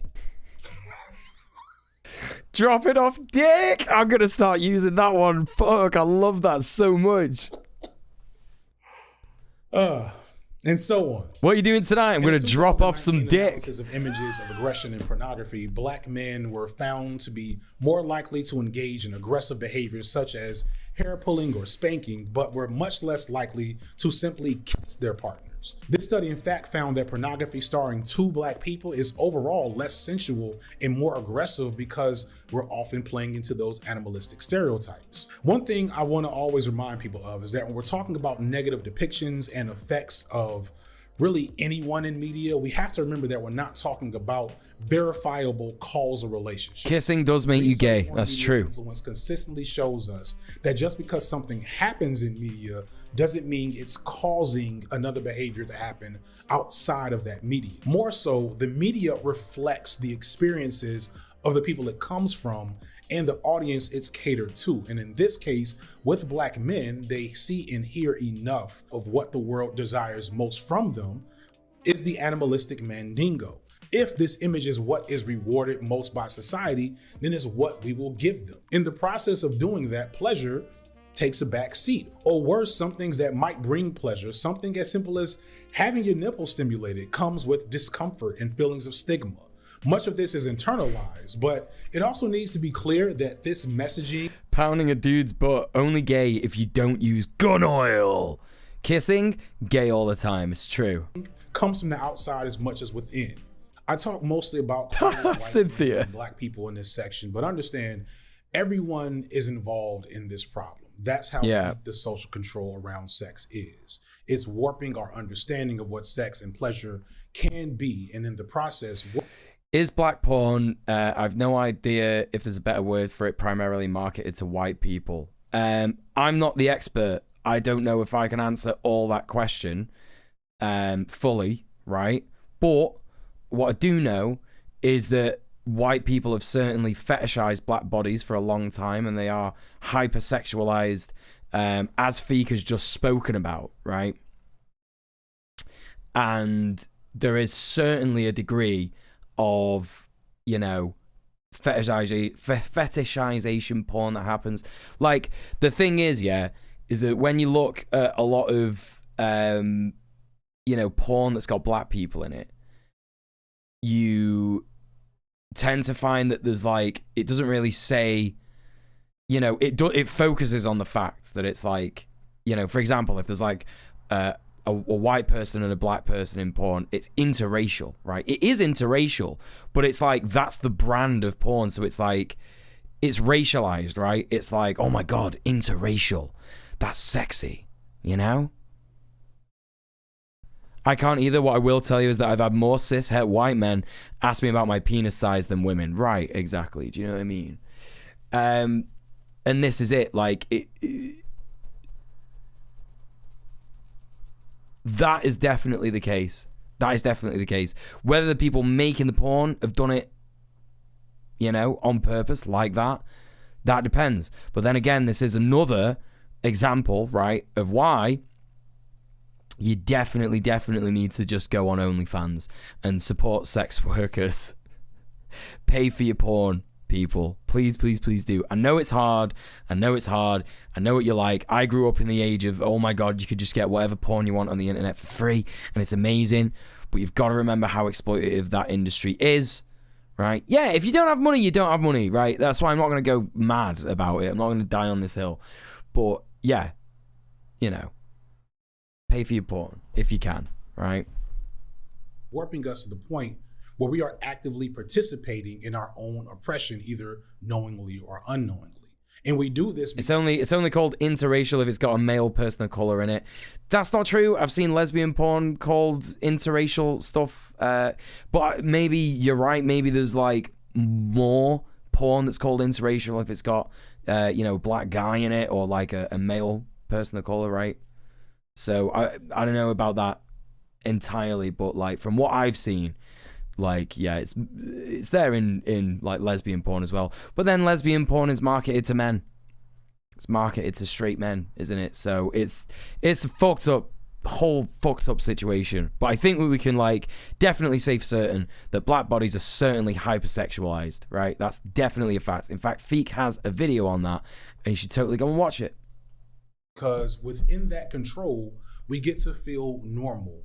Normal as defined by this regressive conservative ideology around sex and pleasure. Normal as in without stigma from others. Ironically though, like if you think about it, there's nothing normal about what is considered normal when it comes to sex. What should be normal is accessing pleasure and exploring one's sexuality. According to Asa Akira, it is. Naturally. I think it's gonna, I think it's different depending on like, you know, what, like for example, like Asa Akira is East Asian, right? Like that's her descent. She's American East Asian, yeah. I think, I don't know. I've not watched much Asa Akira. Is that right? I don't know. Am I getting someone else confused again? Muel's just straight up racist arc. No. Yeah, she's East Asian, right? And I think it does depend. For sure, right? I think it does depend, like, you know, if you see, like, an East Asian man, is that going to be called interracial? Is it compared to, like, how much of this is there? Do you know what I mean? Yeah. Want to do. Instead, we have 12-year-old girls doing marriage ceremonies with their fathers. You know, it's completely fucked, right? Yeah. She's from not America. Wait, she's not from America? That's normal. A different path. Girls who pledge not to kiss or have sex until they marry. And fathers I'm definitely racist to white people. That's a fact. I am. They find them a man worth marrying. I'm ready for you, dear. You look lovely. Oh, this is so fucked. Oh! Let me show you the ring that I got for you here. This is just a reminder. Oh no, dude, I can't even watch this. Nah, I can't, genuinely can't even watch this. Oh no, do we have like a time, like, okay, it doesn't go on for that long. Oh my God. Oh, that's so fucked. Actual nonce shit. Oh, that's so fucked up. Oh, you're making a joke about how Americans don't care about any other place other than America. Right, okay, I was gonna say, yeah. You're right, yeah, that is what they do. Yeah. These are the same people that say that trans people are groomers. These are the same people that say that queer people are groomers. God fucking damn it, I hate that so much. I can't explain to you how much I hate that. Oh. So despite everything I just said over the last probably 45 minutes, if we're lucky, here's one of the... That is literally child grooming. That's literally what that is. Like, that guy is caught on tape. He's caught in 4K actually grooming a child. That's actually what that is. Isn't it? You know? Worst kept secrets in politics. Conservatives are actually big old freaks. Now the latest on embattled Senate candidate Roy Moore, defiant as calls grow for him to drop out of the race and as more accusers step forward. Republican Congressman Tom Reed is apologizing for alleged sexual misconduct. The embattled pastor of an Atlanta area megachurch says that he will address a deepening sex scandal from the pulpit. The easy example of this is Ayn Right, the Lord's work, yeah. Philosophy. That's what they say, isn't it? Like, that's like Christian shit, like, you know, Christo-fascist shit, isn't it? Which is a very popular school of thought among conservatives. Ayn Rand could get pretty erotic in her writing. And that's had right, a relatively Stalker, yeah. scandalous love life, especially for women in her time. All right. Whoa. Adnan says they taped that shit and put it on the news as a debate. Wait, what? Really? Oh, I fucking hate that, dude. So, why is Ayn Rand a ready sub? The next span of moments was like flashes of light and stretches of blind unconscious. Someone's told me off for saying Ayn Rand like that. But Feek just said Ayn Rand. Someone said it's Ayn Rand. Who's right? Who's wrong? Listen, we're just the universe experiencing itself. We are literally just the universe experiencing itself. No one knows anything. Sorry. The moment when she saw his face.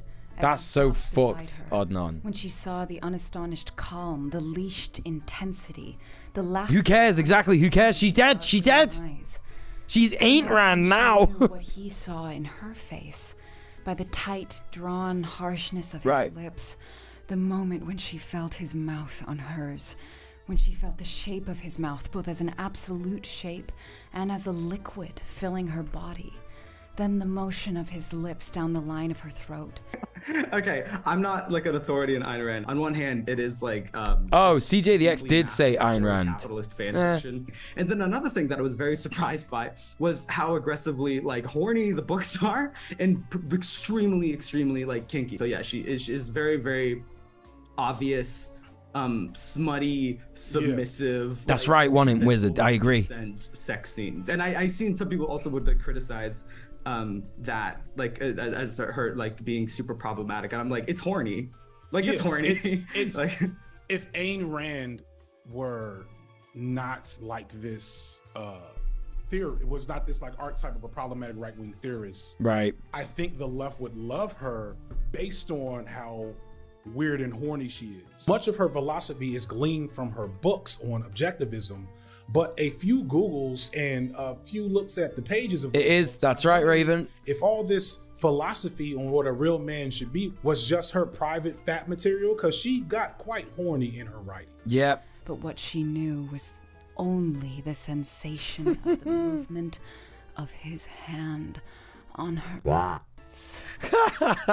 Tore off her cape. This isn't the modern Kellogg's brand image of conservative sex. This is steamy, almost kinky, to be honest. Whatever valid criticisms of Rand, it's hard to look at the passion in these words and not feel something. So why is this not a real part of her legacy? Now it's very clear in her writings that her brand of eroticism is still deeply steeped in hierarchical thinking and traditional masculinity, but it's still interesting. It's still horny and erotic. She could be perfect for reifying traditional sex and sex roles if conservatives tried. Why then is she only brought out as an excuse for conservatives to not act with human decency? To explain why that is, and at the risk of being sucked back into manosphere red pill discourse, Atlas shagged. I'm going to talk about Sneeko for a second. For those who are unaware, Sneeko is a content creator in his early 20s that has a pretty interesting story on the platform. He was kind of a prodigy from my perspective, making content since he was a teenager, content that for its time and for his age was really impressive and artistic. Studies have shown that getting an Instagram like releases a little bit of dopamine in your brain. It's Sneeko. So the rest of the world, the shit outside, being in the cold. See, now I've like heard this about Sneeko. I think it's mainly from Feek that I've heard this, because he was tweeting about it when more like sneak off. No, I saw this on Signified B-Sides. I watch Signified. I watch Feek's second channel in my spare time. I tend not to watch it on stream, but he talks about Sneeko, and like the stuff that he did when he was a kid. Never seen any of this stuff. Never seen any of this stuff. You've never heard of him. Brilliant. That's great. That's what you want. But yeah, I've never seen any of it. So I don't know. This shit seems like, yeah, pretty good. He's talking about Instagram dopamine and shit. Being near trees and shit, all this weird stuff, is not as exciting. The rest of the world is dull compared to what it is online. And so kids are getting depressed. Like, honestly, the rest of the world is not as stimulating. That was my thesis. That was my reasoning, is that teens are like on their phones for 9 hours a day now, on average. Teenagers in the United States on their phone for 9 hours. That's based. People spend 5 hours laying on their side, binge watching. Man. I've heard him referred to as your... And then, like, it's so weird to watch, like, Sneeko talk about that shit, like, meaningful shit. But if he saw himself doing that now, he would be like, oh, this is gay as shit. Do you know what I mean? Oh, this is so gay. Can't believe I did that. Like, that's what he would be like about that content that he made. What was he even trying to say? Could you not glean anything from that? He was clearly trying to say that kids are on the phones for, you know, a bunch of fucking time. Kids absorbing boomer talking points uncritically. Why are none of you, like, seeing what I saw in that video? I don't understand. Is that just me? Like, did you not see that? Online world more stimulating than the real world, ergo phone all the time. Feel that claim is only a half-truth. Like, what claim? I don't know what you're on about. Like, kids are on the phone 9 hours a day or something? Like, we have to be able to, like, look. Like, I know that Sneeko is, like, a bad person, right? I know he is. No, he is. He's a horrible person. It's good that he got deplatformed. But that there was literally like the same shit that I talk about when I tell all yous to get off Twitter. When I talk to yous about how literally, like, going outside and doing stuff is fucking sick, right? Yeah, it was an interesting point, yeah. Look, chat, we have to be able to critically look at stuff. I know that he's a cunt. I know that he's a bastard. But this is what Feek was trying to portray. That, like, Sneeko used to be this, like, you know, alright guy, and he was making a decent bit of content, and then he turned into a piece of shit. Yeah, the boomer talking point will go further and go into, like, no phones. But touching grass is important. It is. It literally is. It literally is. YouTuber's favorite YouTuber.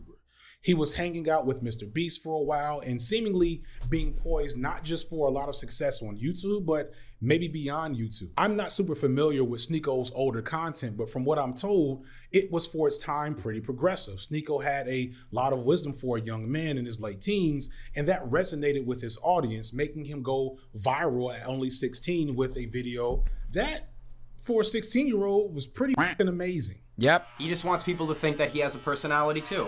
So don't be that cunt, please. Just be a different guy. Don't be that guy. Let me show you an example of this. I found a tweet here and it reads, I love how strong I am now. There are two options here. Either one, it's a dude who went to the gym twice and can now bench 85 pounds, or it's a girl in her late teens who wants attention. Fast forward to the past few months and Sneeko has hard pivoted into oh no and unhinged and low-key concerning. Exactly, Raven. On a scale of 1 to 10, how would you rate yourself? So you can, like, see the progression there. Do you know what I mean? Like, he was like a decent, thoughtful kid, and then all of a sudden, he just became toxic. 10. I'm a 10. You're a 10. Told you. That's what I'm sick about, because they've been trying to do that to me my whole life. They prescribed me pills. They told me to calm down. They said I have mental problems. They still do. I'm sick of that bullshit. Look at that. Beastburg confirmed off the meds. Suck my. When he first came to my attention, I was genuine. Do you know what I mean? Like, that's who he was before he got banned.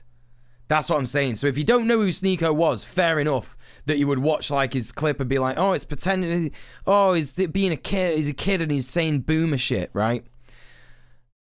But that shit is nothing, like, he's amazing compared to what he was like before he got banned.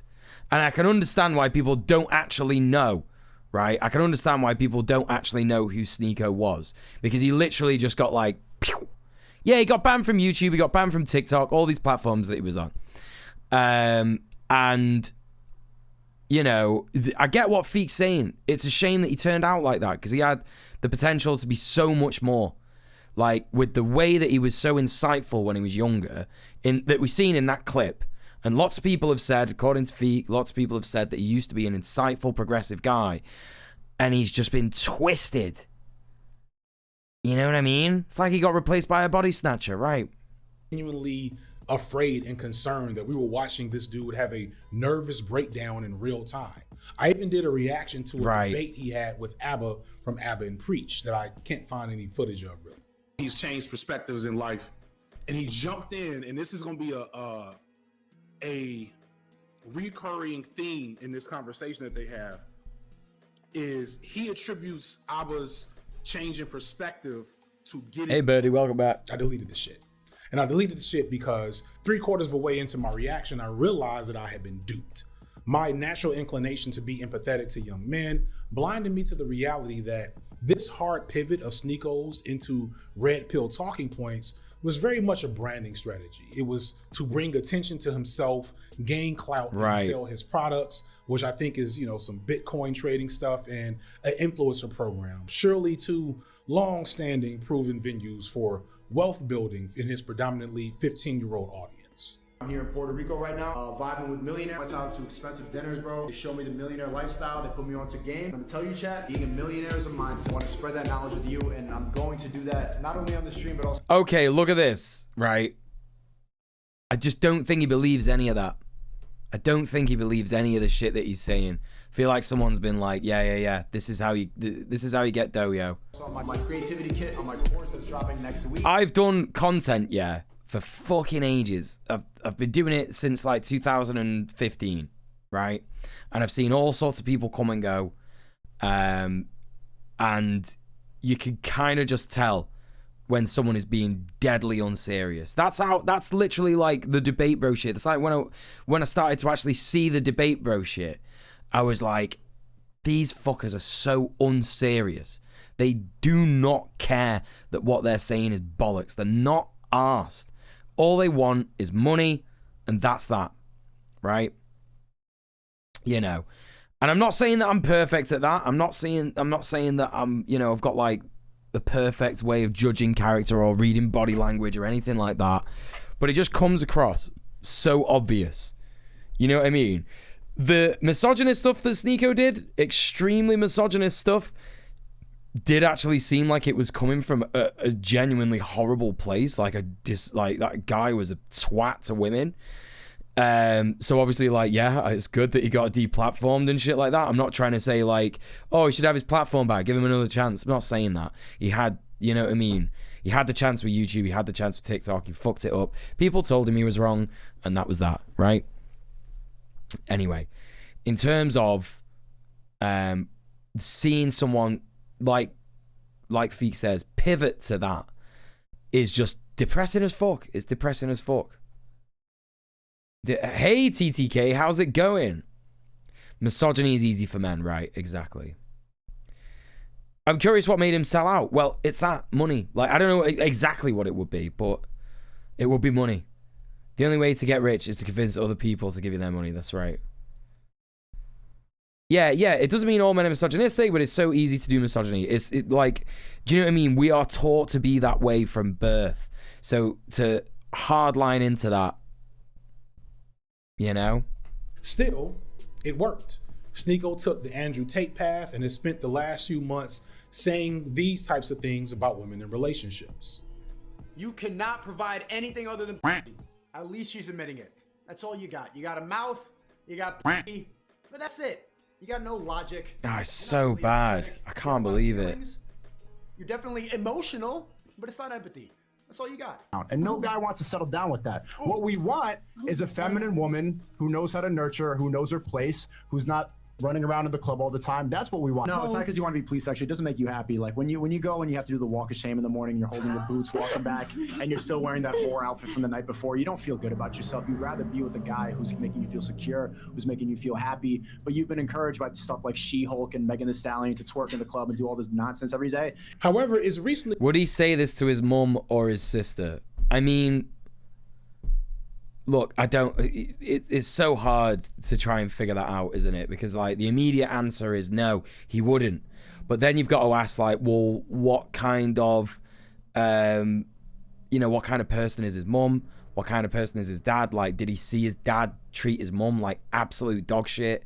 And then he was like, yeah, well, that's fine. So, like, you know, maybe his mum, like, never ever spoke about feminist shit because it was like, no, I'm not going to do that because you never know what my husband's going to do and shit like that. Like, my mum, she's got no, like, she thinks that she's a fucking feminist, but she doesn't say shit about, like, the actual objectification of women or anything like that. She doesn't say shit about that. She says shit like, oh, Liz Truss is a great PM because she's a woman.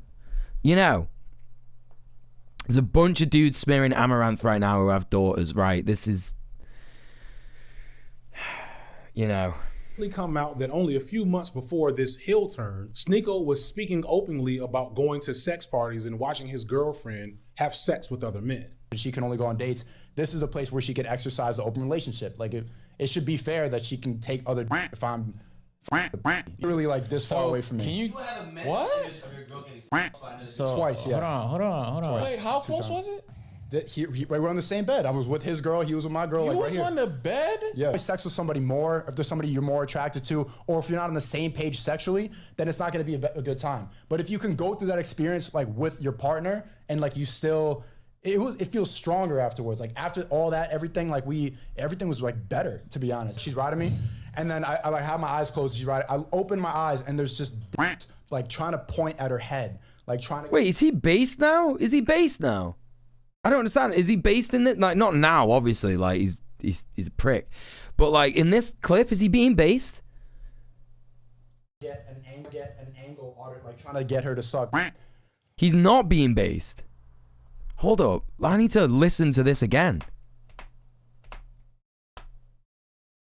My mum's the exact opposite. She believes in empowering women and talks about it all the time. Would never call herself a feminist, because she doesn't hate men. Right, okay.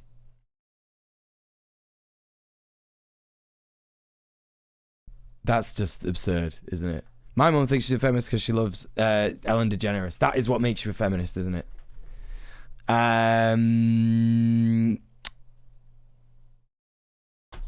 About going to sex parties and watching his girlfriend have sex with other men. She can only go on dates. This is a place where.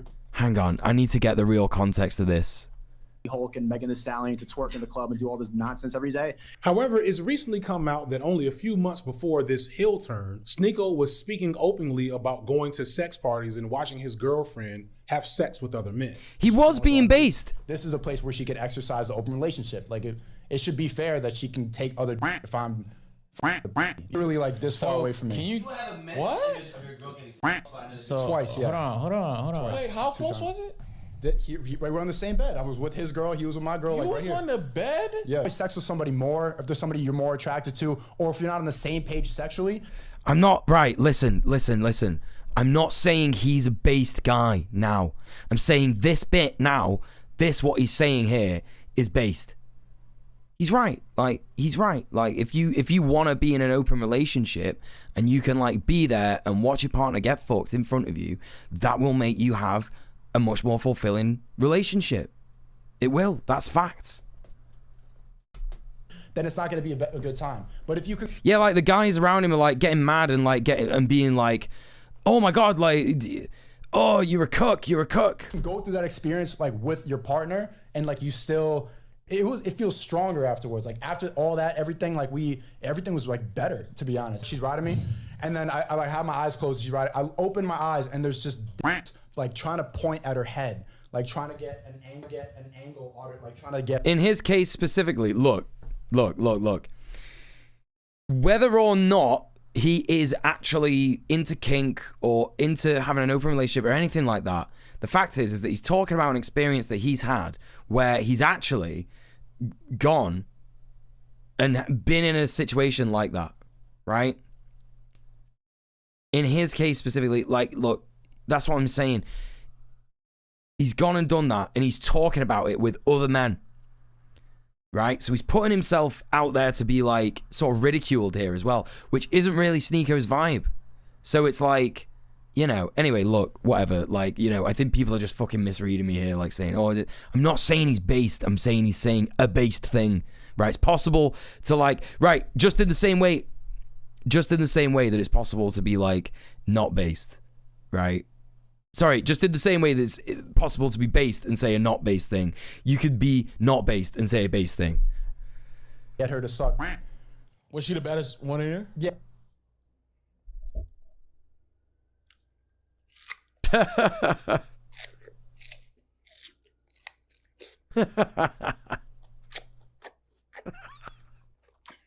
Now, is an obvious departure and contradiction to his real That was so good. red pill persona. But it's bigger than just being a hypocrite. I hope that take is good.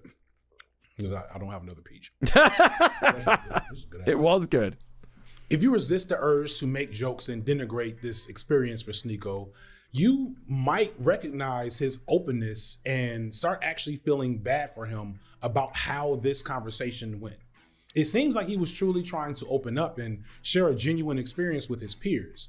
Sneako seems hurt. He's openly stating that this was a traumatic experience that led to his eventual breakup.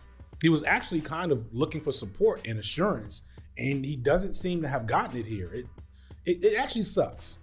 Yeah. What's wrong with you? So what do they call that? Like after the swim club, you get like a They call that sweating odd. award? That's what they call it. You're odd. You sat on the bed while she got. I was there too. I mean, we was both. I got up. Were you his girl? I was not for her. So you just sat there Indian style with your feet crossed. It actually kind of sucks that he went through this with these guys. Right. But this is how men often respond to other men who transgress. I have experienced shit like that my entire life growing up with other cis men, right? Cis het men who, you know, I would fucking argue that they fucking set me back. Not just me and my own repression, but certainly hanging out with them definitely were like, that like stopped me from being queer. Like from openly like coming out earlier, 1000%.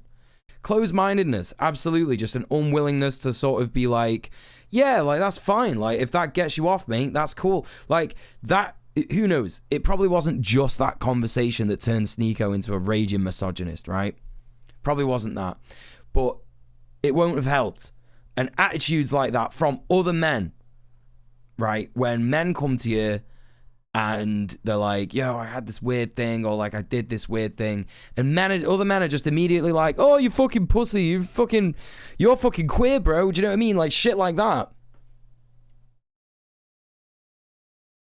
You know? My family's full of nothing but hotep, so I had to cut off all content. I'm not like fully 100% sure on what hoteps are. Like I've had people explain to me like a hotep in the past, and I've been like, that doesn't sound right. Like, but like, you know, that's something I need to educate myself on. But I know that they're bad. I do know that they're bad. It's not a good way to live your life, you know? Kind of felt similar ways with how I was treated talking about sex with my female peers as a teen. Yep, I guess that can happen. Cis men set me back 5 to 10 years on your transition. Yeah, for sure. I believe that. Against masculine norms. He was met with mostly laughter. And this has followed him into his red pill persona to be a criticism that he's been constantly getting. I want to be clear, all jokes aside, polyamory is dope if that's your thing. In a different timeline, Sneako takes this experience and it pushes him into a place of self-reflection and discovery. He maybe rethinks his regressive attitudes about sex and women and gender and pulls upon the progressive baseline that he seemed to operate with when he was younger, and pivots toward self-help in a way that seeks to create more balanced and healthier young men. But that's not what conservative thought does. When your thought processes hinge on hierarchy and order that the world, hey Omega Shenron Dragon, and gender roles and sex, hoteps tend to get misogynist and anti-Semitic, right? My uncle tells me that my bisexuality is a Jewish conspiracy to weaken black men, so I need to go to conversion therapy to cure myself. What the fuck? Right, so that's right. So there's the anti-Semitism shit. What the fuck? What the actual fuck? That's so fucked. I'm so sorry. That really sucks. Are supposed to be one way. Fuck. Your literal real life experiences somehow become void in your head. They somehow become examples of what not to do, even as you're doing them. Ayn Rand, big old bratty sub that she is. She felt the mesh of burlap striking the skin of her shoulders. Can't get that over. That's crazy. In conservative circles. Sneeko, swinging sex partner, can get foiled again. wants to leave that in his past so that he can keep presenting as this Andrew Tate-like alpha male persona. So he did what other conservative entities have done in this country and worldwide forever. He pushed away from his own transgressive sexual experiences and began to sell what sells, regressive and hegemonic ideologies about masculinity to a vulnerable, naive, and young audience, convincing them that if they believe and act like him, then they too can become rich and successful men. This whole part of his sexual identity and experience is buried because it didn't serve that goal. And this isn't new. Ayn Rand, Sneeko, half the pastors that you see on the pulpit preaching against homosexuality that get caught with gay sex workers. The contradiction of conservatives around sex is as old as sex itself. Who do you think is spending all this money on OnlyFans girls or black.com memberships or sessions with dominatrixes? Fresh and Fit spend half of their podcasts talking about don't simp, but literally pay for most of the girls there to appear on their podcasts. In like the mid 2000s, the mid 90s. Oh no, it's me. Oh no, what the fuck? You would hear all these like scandals in the papers about conservative MPs who were sleeping with rent boys. Rent boys, I don't know if you have that terminology over there. Yeah, I think we do. These male survival sex. Yeah, and you would hear this all the time. It would be like conservative MP caught with rent boy in you know, high profile London bar or something. Like, do you remember this, bruvs?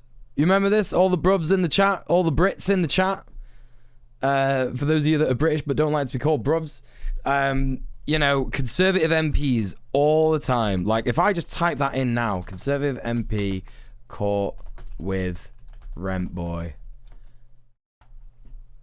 Right? Shamed MP Keith Vaz quits top role over rent boy scandal. Excuse me.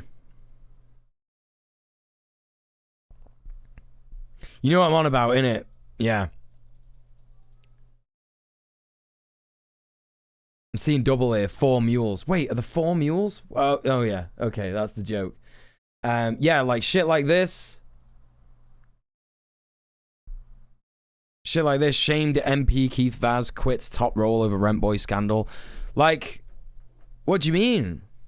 What, like, you know, I mean, it's funny because it's like, I think this guy was conservative. Oh no, he was a Labour politician. Well, look, I mean, at the same time, it's like, why should you have to step down because of that? Because you were gay and you had sex with like a male prostitute. What's up with that? You know what I mean? Why is it a scandal enough to resign? Because we still have some of the worst homophobia in this country of all time, you know? Hardly hear about it anymore because the Tories keep upping the ante on their turbo fucking. Yeah, they do. They literally do. Hey, Double D, how's it going? Yeah, they have that in common with conservative American politicians, yeah. Puritan culture is prevalent almost at least, and I'll tell you why. It's because that was the whole attitude of colonialism, that puritanical sort of Anglo-Saxon, Protestant, or Catholic idea, just like, you know, purity is that, like, that's it. Like, that's literally it. Like, you have to be pure, you know? Doesn't seem like it's getting a lot better over there across the pond either. Sorry, bruv. Hey, listen, you know, like, we're in this together. Like, you know, shit's bad. Shit's bad over there. Shit's bad over here. Shit's bad everywhere. This is why we got to know about everyone else's struggles, right? You've got to know about how people are struggling in America. You got to know how people are struggling in South America, in China, all over the world. You know, Australia, Africa, India, Aotearoa, all these places. That's why it's so important to have like a geopolitical intersectional attitude, because that's the only way that we can learn that not only are people going through a struggle, but that the struggle is very similar to ours, right? There's this like horrific thing that, you know, was happening. But generally speaking, you know, it wasn't the rent boys that were going to the papers and talking about this. But what I imagine the conservative mindset in like wanting to explore kink and wanting to understand why they have these urges in order to like experience what it's like, almost like LARP as a peasant, right? Do you know what I mean? It's like, I've been the king, I've been the lord for so long, I want to LARP as a peasant. You know, it's like there's a Simpsons episode, yeah, where Mr. Burns sells the power plant and he's like, oh, Smithers, let's go and look at these locals in the bar, and then he like gets shat on because he's got no money anymore, he doesn't have any power anymore, so he's like, oh my god, they don't fear me anymore, and he's like, what the fuck? So it's like they kind of have like this, you know, desire to want to see what it's like to be a commoner, you know, see what it's like in that regard. It serves them super well because they can step into this room and then step immediately out of it again, and everything's fine. They don't have to think about that room, they don't have to remember the room. It's one of them, and like the consequences for the other people in the room all secured in a fucking contract, NDA, whatever. It was only a matter of time before the Simpsons reference. What do you mean? Do I talk about the Simpsons a lot? Do I actually talk about the Simpsons a lot? Like they don't even have to do aftercare, which is like a really important thing. Go too into detail, but one of these girls was hired to stay at like a rich man's house, and he made her stay there for a few days, and he literally did like unspeakable things to her. He is, he's showing me, he knows I talk about him, that's right. And sent her on her way. And because he was rich and like had this power, like you don't really do anything or say anything because you're scared of what could happen if you do talk about it. Oh my god, Raven, thank you so much for the tier 1. Appreciate that. Thank you for subbing. That's basically what we were trying to do. 40 Simpsons references deep. Yeah, well, there's been Simpsons references in the chat tonight, I think.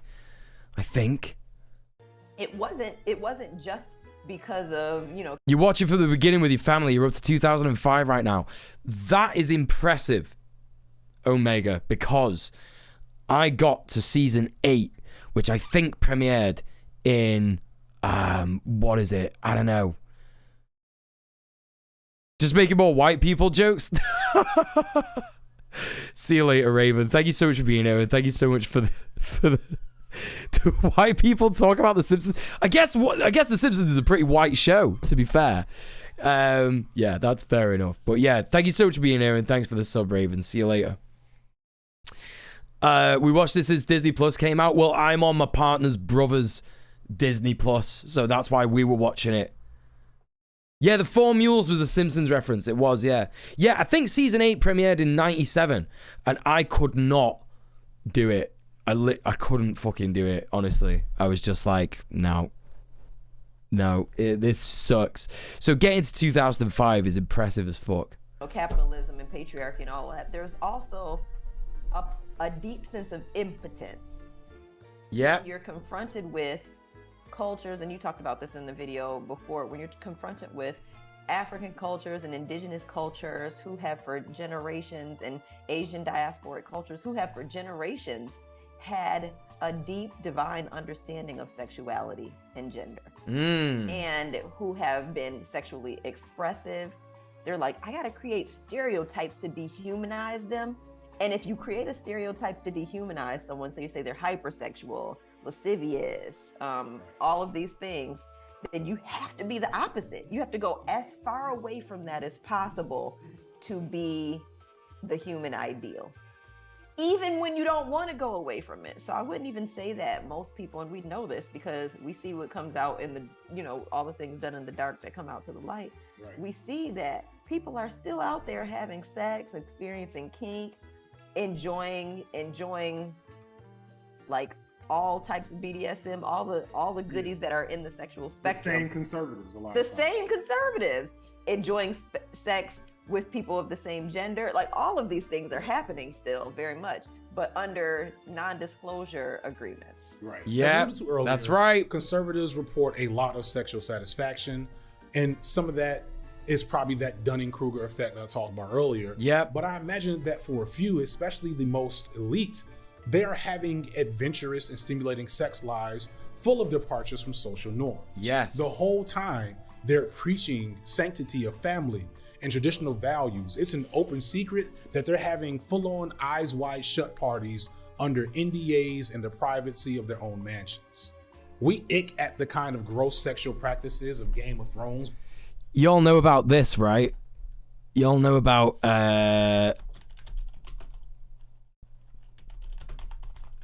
You all know about this extremely cursed. Extremely cursed. How do I find what's a good This is a Reddit post. Is it NSFW? This isn't NSFW. This is a Reddit post that's just a picture of it's just a picture of Liz Truss, right? It's literally just a picture of Liz Truss. She's got this thing on here.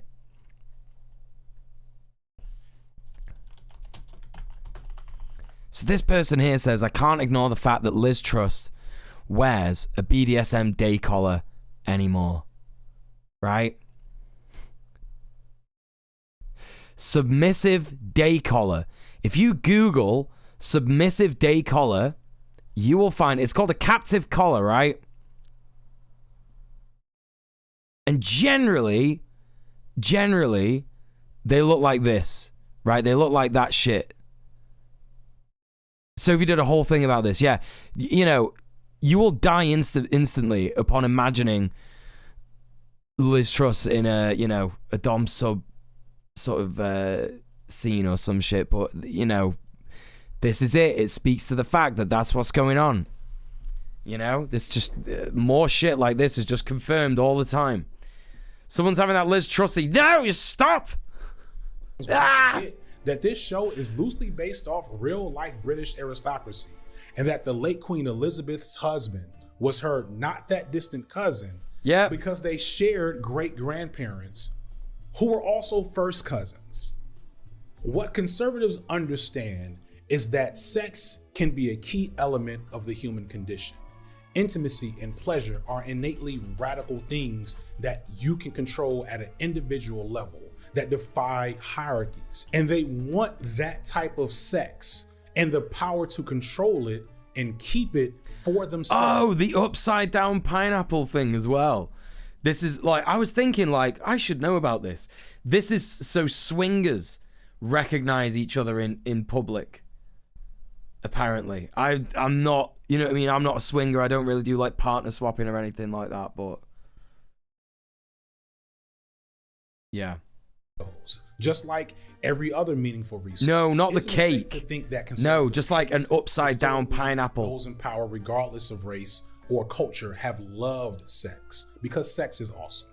Conservatives like that. don't hate sex. They love the power to dictate what sex is Yeah. and what it isn't to those that they have power over as That's a form right. of social control.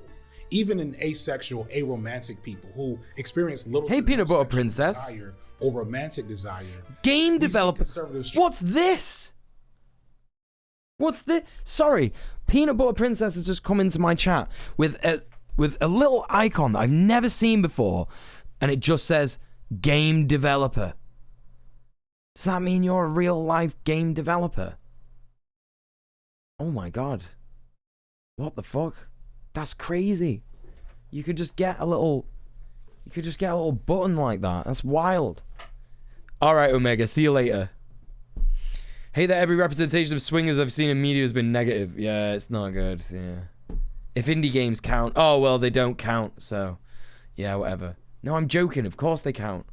Try to dictate to them that they must have sex in order to fit into conservative ideology. Studies that show that heterosexual people, but especially conservative heterosexuals, have very strong biases internally against ace people. They are less likely to want to rent to us, to hire us. They are less likely to want us as roommates or neighbors or friends or other types of connections. Yeah. And they also perceive us as being less human, as being alien in some way. And that has very real world implications for how they treat asexual people. They want to basically get rid of us in social view and make it so our choices, our orientation is not an option. They want us to not be part of their society, and that is very scary. In this, you see that conservatives who, again, love their sex acts, love their deviance, love their BDSM, watch all the porn, what they want is control and to be able to define what is acceptable sex in a society. and who can be persecuted and oppressed for not doing that acceptable sex with impunity. There is no form of sex outside of hegemony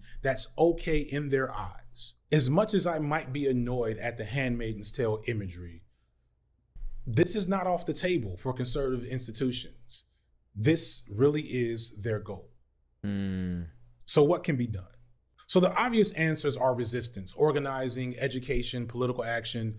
DJ Muel has a very good, straightforward, and short video that explores the basic first steps of organizing. There are definitely organizations within your town or near you that are doing this work. If you can't take action with them, then cut a check. Find a way to support. As a whole, we are talking about massive systems of oppression that were here way before YouTube. And as well, important to shout out who Feek also shouted out there as well. Has a very good Anansi's library. Anansi is absolutely amazing. I've not seen that video in particular, but Anansi is literally a person that is like out there doing activism, organizing all the time. They were on Red Planet. We spoke to Anansi on our episode of Red Planet called Protest and Riot Tactics. And they were just like an amazing person to have on. Really, really, really intelligent. Really, really, really just like full of knowledge about protest and shit like that. And just how the police operate and all that kind of stuff. Just really, really good. Please go and show Anansi's library some love. Straightforward and short video that explores the basic first steps of organizing. There are definitely organizations within your town or near you that are doing this work. If you can't take action with them, then cut a check. Find a way to support. As a whole, we are talking about massive systems of oppression that were here way before YouTube, way before alt-right Mendark, way before Donald Trump, that require meticulous dismantling through organized action. So please find a way to take action. Do one thing when you finish this video. Hell yeah, Feek, let's fucking go. I love that shit. That said, I feel like my unique contribution to these types of discussions is usually offering ideas on handling this interpersonally. I think that's why most people watch this type of content, whether it be addressing this type of stuff with your dropping Anansi's channel in the chat right now. Chat. Go and support him, go and subscribe. That you are stuck with this semester in college. So I want to take a moment to spin the block back to talk about how you might resist at an interpersonal level. And for that, let's go back to Sneeko, believe it or not. If you Cynthia's like, tell me who that Muel person is. And Ludo's like, literally one of the streamers of all time. You're right, he's right, and he should say it. A few weeks ago, Sneeko sat down with, as the title of the video says, a woke feminist therapist in mostly caps, done to grab the attention of his angry, vulnerable, very incel-adjacent fan base. The woke feminist therapist in question is named Not So Erudite, and I don't know much about her, but I don't know. Black says, I just had missionaries come to my front there for the first time ever. Lovely conditions for predatory action. It was 3 20-year-old women. What do you mean? What does that mean? She quite passes the sniff test of being woke. There's a weird exchange where she praises Dave Chappelle's embarrassing anti-trans rhet in his comedy special. And even Sneeko is like, nah, that was some bullshit. Bro, he needs to shut the f up about trans people. I'm so tired of hearing his jokes about that. I thought that was like a little pandering, like, hey, look, everybody, I have a trans friend. Because I feel like that bit was like one of his best things. Where he like took you on a joke, he made fun of all these things that are kind of true about these groups. And then he talked about his friend. And like by the end, you had like this resonance of like, her story matters. Like it shined a spotlight on like some of the ugliest parts of like human experience and like made us resonate with it and made us like comfortable to stay there as well. But I maybe I guess you just thought it was boring. I'm so tired of him talking about trans people. I'm like 3 specials in a row, trans. Okay, we get it. Still, Miss Erudite is able to penetrate through the grifting facade of Sneeko and engage with some of the driving traumas that have moved Sneeko away from his artsy content into the foaming at the mouth red pill nonsense he's on today. Getting more into the crypto online entrepreneur, make money, drop shipper type like crypto bro dudes. Like I'm becoming more like that because I want to be financially independent. But at my core, I'm a wannabe smoking cigarette, Ernest Hemingway deep artist sitting at a cafe, reminiscing about life, you know, romanticizing everything. I have this journaling. I'd be like writing stories and movie ideas. No way did she get him to admit all this. That's wild. That's absolutely wild. So you're an artist at heart. Yeah, I think I got that. We both have that, but I've been doing it for so long on my main channel, and it wasn't as profitable as it needed to be. Oh, you live in a predominantly poor and indigenous neighborhood. You're talking about the missionaries being predatory. Gotcha. I just had no idea. I was like, I don't know. I don't even know what that means. Yeah. All right. Yeah, I get you. Yeah. Fuck missionaries. I agree. Yeah. To really do everything I wanted to do. So streaming has been able to tap into that. Especially if they're trying to scam people, you know? Direct level. I want to get back to that deep artist stuff, but I think that you need to have life experience in order to make a good movie. This is what initially pushed me to be empathetic to Sneako, because he, like so many other early 20s young men, this red pill shit is him trying to hustle his way out. Yeah. Sigma grind, hustle Bitcoin. This is exactly what Feek was talking about in his video, right? Where he was talking about how the manosphere is like such a problem. And on the left, we need to make more space for cis-het men who, you know, are sort of like a bit scared to come into leftist spaces because they think like, oh, I'm a cis-het man, like, oh, everyone's going to hate me, everyone's going to think I'm a horrible bastard and stuff like that. I'm not like that. Do you know what I mean? Like, because that's the thing. It's like you'll get men, like most men, I believe, are fucking like that. You know what I mean? It's like, men aren't born pieces of shit. They're not. They're brought up that way, innit? That's how it fucking works. It's how you are taught to treat women. It's how society teaches you to treat women. And then further along the line, it's literally like, okay, I can actually make money doing a grift by pretending to really fucking hate women and other marginalized people as well, right? Oh, god damn it, honestly. Keep girl boss his way out of the pain of late capitalism. And while it's just as possible that this is Sneako being full of shit here too, I don't think so. You get nuggets of remorse and guilt on what he's done the last few months, maybe even a little embarrassment. He's talking about 9-year-olds wanting a picture with him and thinking about what it means that 9-year-olds are watching his content. When I noticed how misogynistic a lot of my fans are, and how angry they got at just seeing women on a screen, it's almost like I have a responsibility to try to steer them away from that, because Bro, you did that. You created that shit. I've went down that path and I got out of it, but it can go the wrong way. And the other day I was— So wait, what is this after he got deplatformed? At the pool, and like these 9-year-old kids were jumping in the pool, and then I noticed them start whispering and pointing at me. I'm like, you were making fun of the fact that 14-year-olds are coming up to me. TikTok, I swear to God, my main channel stuff, it's been people in their 20s, 30s, and everything. Yep. This streaming stuff, and especially with the fact that I'm viral on TikTok all the time. 9-year-old kids, I've never seen that in my life, and they come up to me, they take a picture, they're excited, and 9-year-olds, it's almost like you have a responsibility to try to be a role model for these kids. Even though I'm not perfect, even though I'm dumb in a lot of ways, I make a lot of mistakes, but the best role model I can be is showing people that I am human. Like when I watched your art versus when I've seen some of your streams, it made me be like, this guy is so much deeper and like has a much richer understanding of the world than his stream suggests. And I would be sad if all of your viewers didn't spend enough time watching your art, and so they mostly got takeaways from your stream. No, that's hitting him hard. That's hitting him hard. Look at him. That's hitting him so hard. Yo, what the fuck? So, like, this person, Erudite, made a video. I don't know this Erudite person. I've never seen him before. But made a video about a month ago. And, I don't know, when did Sneako get deplatformed? When did that happen? I hope Sneako keeps seeing a therapist. Seriously, because look, you know, here's the thing. If this guy turns around in a couple of months and goes, okay, I admit it, I fucked up big time. Do you know what I mean? Like, I fucked up big time. And, yeah, of course he knows he's being recorded. Yeah, it's literally like, you know. I don't think this is a therapist. I don't think she's a therapist. Yeah, he would benefit from therapy for sure. I don't know if that's what you meant, Lyra, but like, yeah, she is kind of therapizing him here a little bit. Do you know what I mean? But then, like, you know, to see like maybe Sneeko say that and then start like talking about how like he wants to make amends, like that would be the ideal scenario, wouldn't it? Because then that would prove so many people in the manosphere wrong.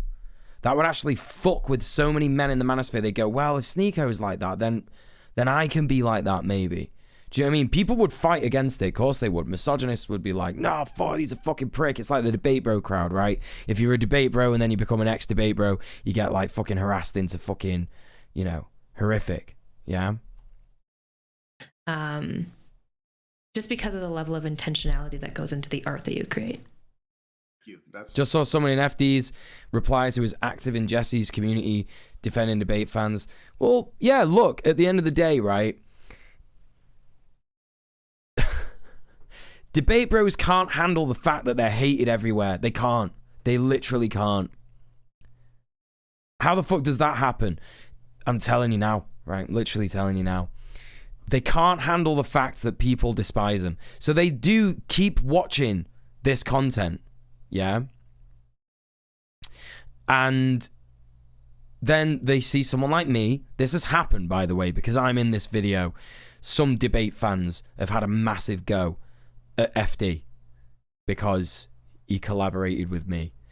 And they can't handle the fact that FD Signifier, absolute legend, massive fucking content creator, actually knows the truth about me and that I'm not all the bad things that they say I am.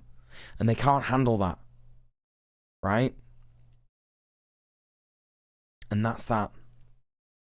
That's that. Best compliment I've ever received. Feek's a legend. Like, this is the thing. They're gonna see that shit and they're gonna, like, listen, you know, today, chat, when I was watching the chat because I had this, you know, this was like a premiere. Obviously the premiere's stopped now, and shit like that, right? But I just had it like this on my screen with the chat going and shit like that before the stream. And I actually forgot to start the stream, forgot to start the countdown because I saw in the chat there were some people talking shit about me in the chat. They were saying things like, rare moment of DJ Muel knowing what he's on about. Blah, blah, blah. And it's like, rare moment of DJ Muel knowing what he's on about. So like, you like me if I'm on FD's channel, right? But if I'm on Vorsh's channel or whoever the fuck you watch, right, I'm a piece of shit and a dickhead. You know? Absolutely, like, it's just fucking seriously fucked. Seriously. Hang on, let's see what he said. The level of intentionality that goes into the art that you create. Thank you. That's the best compliment I've ever received. I don't bring... That really got him. That really got him. Bring this up to launder Sneeko's image. He still very much returned to form in the subsequent pieces of content, going back to his red pill roots. But he is emblematic of the core issue here and why not just sexual pleasure, but the innate dehumanization of conservative, capitalistic, and hegemonic ideologies due to everyone, the oppressed and the oppressors. It ruins them. A part of my humanity is that I want... This kept popping back into my head when I watched the Echo Fish response. They're going on about Muel should listen to marginalized people, but there's a ton of marginalized people who agree with you. Look, there's a ton of marginalized people who agree with debate bros. I don't think it's a good optic, or not even an optic. I don't think it's a good measure of how good you are as a person that like marginalized people agree with me, right? I think that like sort of weaponizing marginalized people in that way to sort of like have your point made is a bit fucked, right? I know that it's important to say to people like, yeah, like you gotta, you know, you've actually gotta like listen to marginalized people, you gotta listen to like, etc. The thing that Echofish is saying, Ecofish, Echofish, I don't fucking care, right? Whatever. He's saying that like, right, listen to the marginalized people that agree with me, or like that agree with, you know, Right, exactly, Birdie. The marginalized people who agree with debate bros are being waved around as tokens to try and invalidate everyone they don't like. Exactly. You know, my partner's trans, chat, right? You know, my partner's a trans woman, right? And during all this, like, harassment and shit like that, like, she's looked at some of the things that trans people have said about me, where, like, trans people have said things like, listen, you know, asking me like a bad debate, a bad faith debate bro based question, and then following it up with, you have to respond to me because I'm trans, and if you don't, you're transphobic.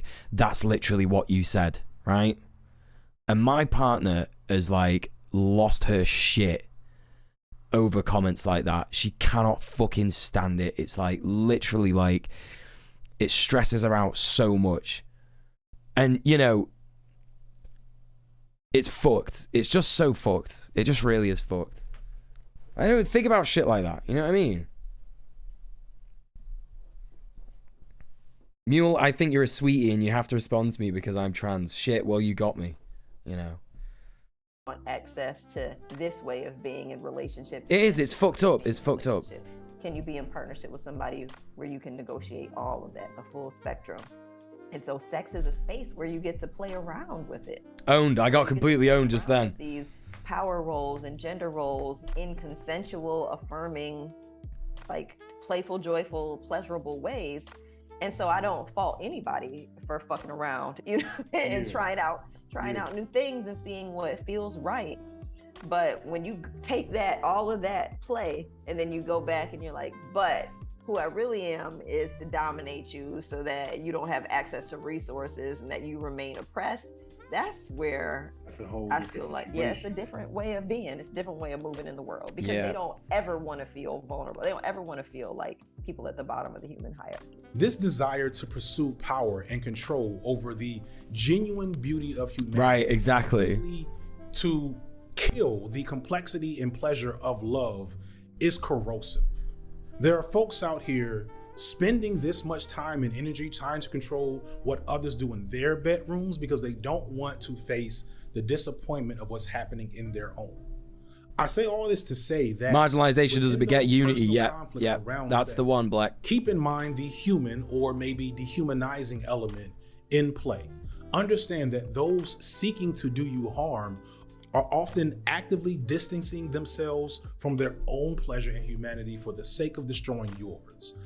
Understand that this won't fix the problem. It won't fix the damage done and the damage currently underway, but it does hopefully force us to remember the utility of a love ethos in addressing social issues. In our outrage against these forces and anger against those who wield them, we can't forget to move with love. Maybe not love of the enemy, but at a minimum, love for ourselves, that we don't fall into the same thought patterns that they are in order to resist what they're trying to do to us, that we don't legitimately think that we're going to win using the master's tools. Right. That said, I have a little bit of homework, which is for everyone to actively pursue and experience pleasure within 24 hours of watching this video. Homework! Go and actively experience pleasure within 24 hours of watching this video. You heard him, chat. I don't care what your method is. I don't care if it actually includes sex or not. As long as it's legal and ethical, if you can, get it in, bust a nut, ruin your bed sheets, or maybe... My friend, you cannot ruin my bed sheets any more than they are already ruined. Check out this video sponsor for some help. Link in the description. The reason why conservatives hate sex so much is because it's good and it's pretty much impossible to stop. And even if you can't afford to, you know, support the sponsor, you can still fuck for free. So with that in mind, I'm going to break from my tradition and actually stiff, crusty sheets. Comment in the comment section to let them know how they can't stop what's coming. Talk about pleasure. Talk about love. Talk about the things that bring you joy. Or I know I'm about to go appreciate what I like to do. Hell yeah! That's all I got for today. I fucking love Feeks so much. So much, chat. Oh, that's fucking perfect. Honestly. Fucking perfect. Chat, you know the score. Go and follow. How? Listen, that premiere is over. That was an hour and 42 minutes. If I knew it was going to be that long, I wouldn't have watched it. I'm just joking. Of course I had to watch it. Chat, please, you know the score. Go and show some love to Feek. Go and give him a comment, give him a like, give him a sub. Play the video again. Show a friend. Play it in a muted tab while you're playing Vibby games or whatever. But yeah, what a video. Really, really, really awesome. And I'm feeling very, very fucking cool about the fact that I was featured in it. It was pretty fucking good. And it's extra funny that I've pissed off a bunch of debate bros about it. I can't wait to log on to Twitter after the stream and see what's going on. I can't wait to see the arguments that they're making about me. Oh, Jesus Christ. Honestly. I swear to God. Terra Tofu says, goddamn, only 24 hours. How am I supposed to build a relationship, trust, and like all the stuff I need to feel sexually attracted to someone by then? Listen, you heard what he said. He said it doesn't have to be sexual. It doesn't have to be sexual. Just do something that brings you pleasure. You know?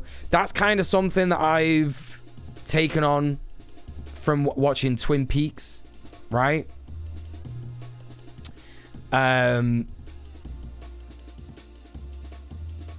Agent Cooper, he's there like, right, you know, you should do everything. You should one day do something to treat yourself. Get yourself a donut, get yourself a nice little ice cream, a cup of tea, nice, you know, bath, something like that. Treat yourself once a day. Just do it, you know? Doesn't have to be horny, but if you are horny, you can do it and shit like that. Mouselander must have seen my Twitter today or some shit and said, I spread love and squeak squeak. Remember, peace, love, burn it down, eat the rich, fuck 'em all.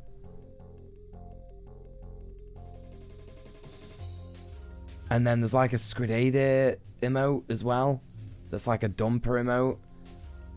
I don't know what. Did you read my fucking Twitter today or something, Mouselander? Welcome in anyway. Hard to tell if you're being serious or not. Don't know.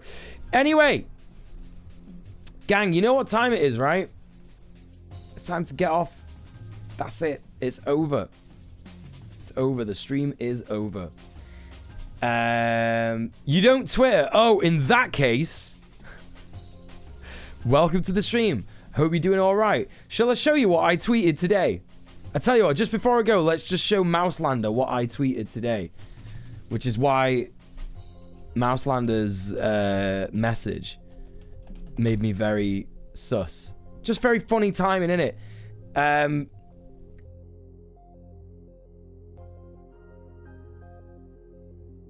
Let's have a little look. Have a wee little look here. I have been posting today, to be fair. But yeah, this one.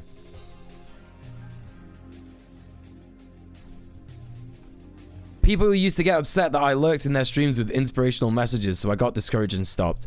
I would love to meet more lurker-friendly streamers if you would have me in your chats. Okay, no hate to you, but what you have to understand is that some streamers get a level of hate and harassment that sometimes someone coming in and having never said anything before, but I bring you love and happiness in your day with a bunch of flower emojis is so fucking sus. That's kind of what you did, apart from you were like, peace and love, burn it down, eat the rich, and fuck them all. That was the bit that made me think, I don't think this person is actually doing this to piss me off. But I just thought that was so fucking funny. Anyway, big respect for not using Twitter. Twitter sucks. Just an incredible coincidence. Listen, it's the end of my stream, chat, and you know what that means. If you want more Muel, yeah? There is the socials. Go and check out the VOD channel. Go and check out the Patreon. Go and check out the YouTube. Check out the Instagram. Check out the Twitter. Check out the TikTok. Got all sorts of stuff going on. Please, please, please support me. And thank you so much, everybody, for getting us to the end of the dono goal today. I'm absolutely buzzing. We can afford a musician and a videographer for my next YouTube video. Very fucking cool, right? Very fucking cool. Thank you, good Dr. Jocta. Appreciate that. Appreciate that. What else do we got? What am I doing? What am I doing? What am I doing?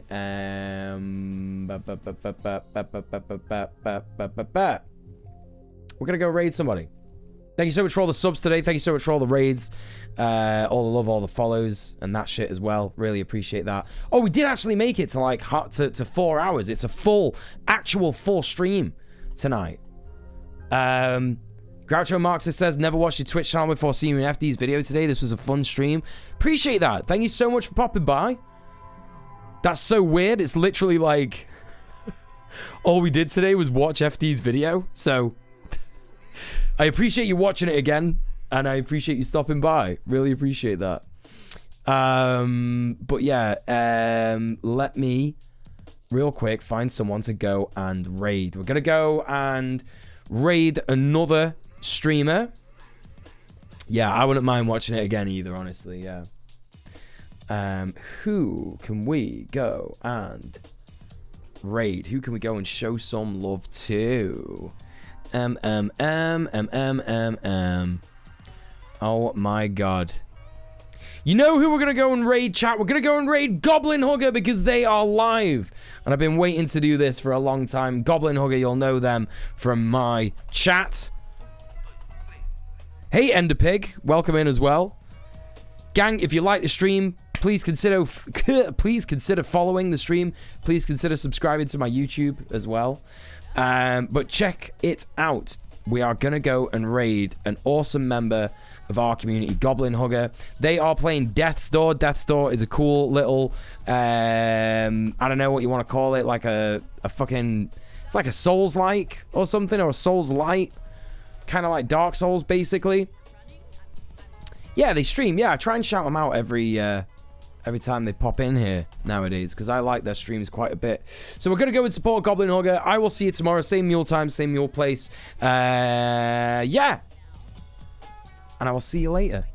Take it easy, chat. Peace, peace, peace. Peace, peace, peace. Peace, peace, peace, peace, peace.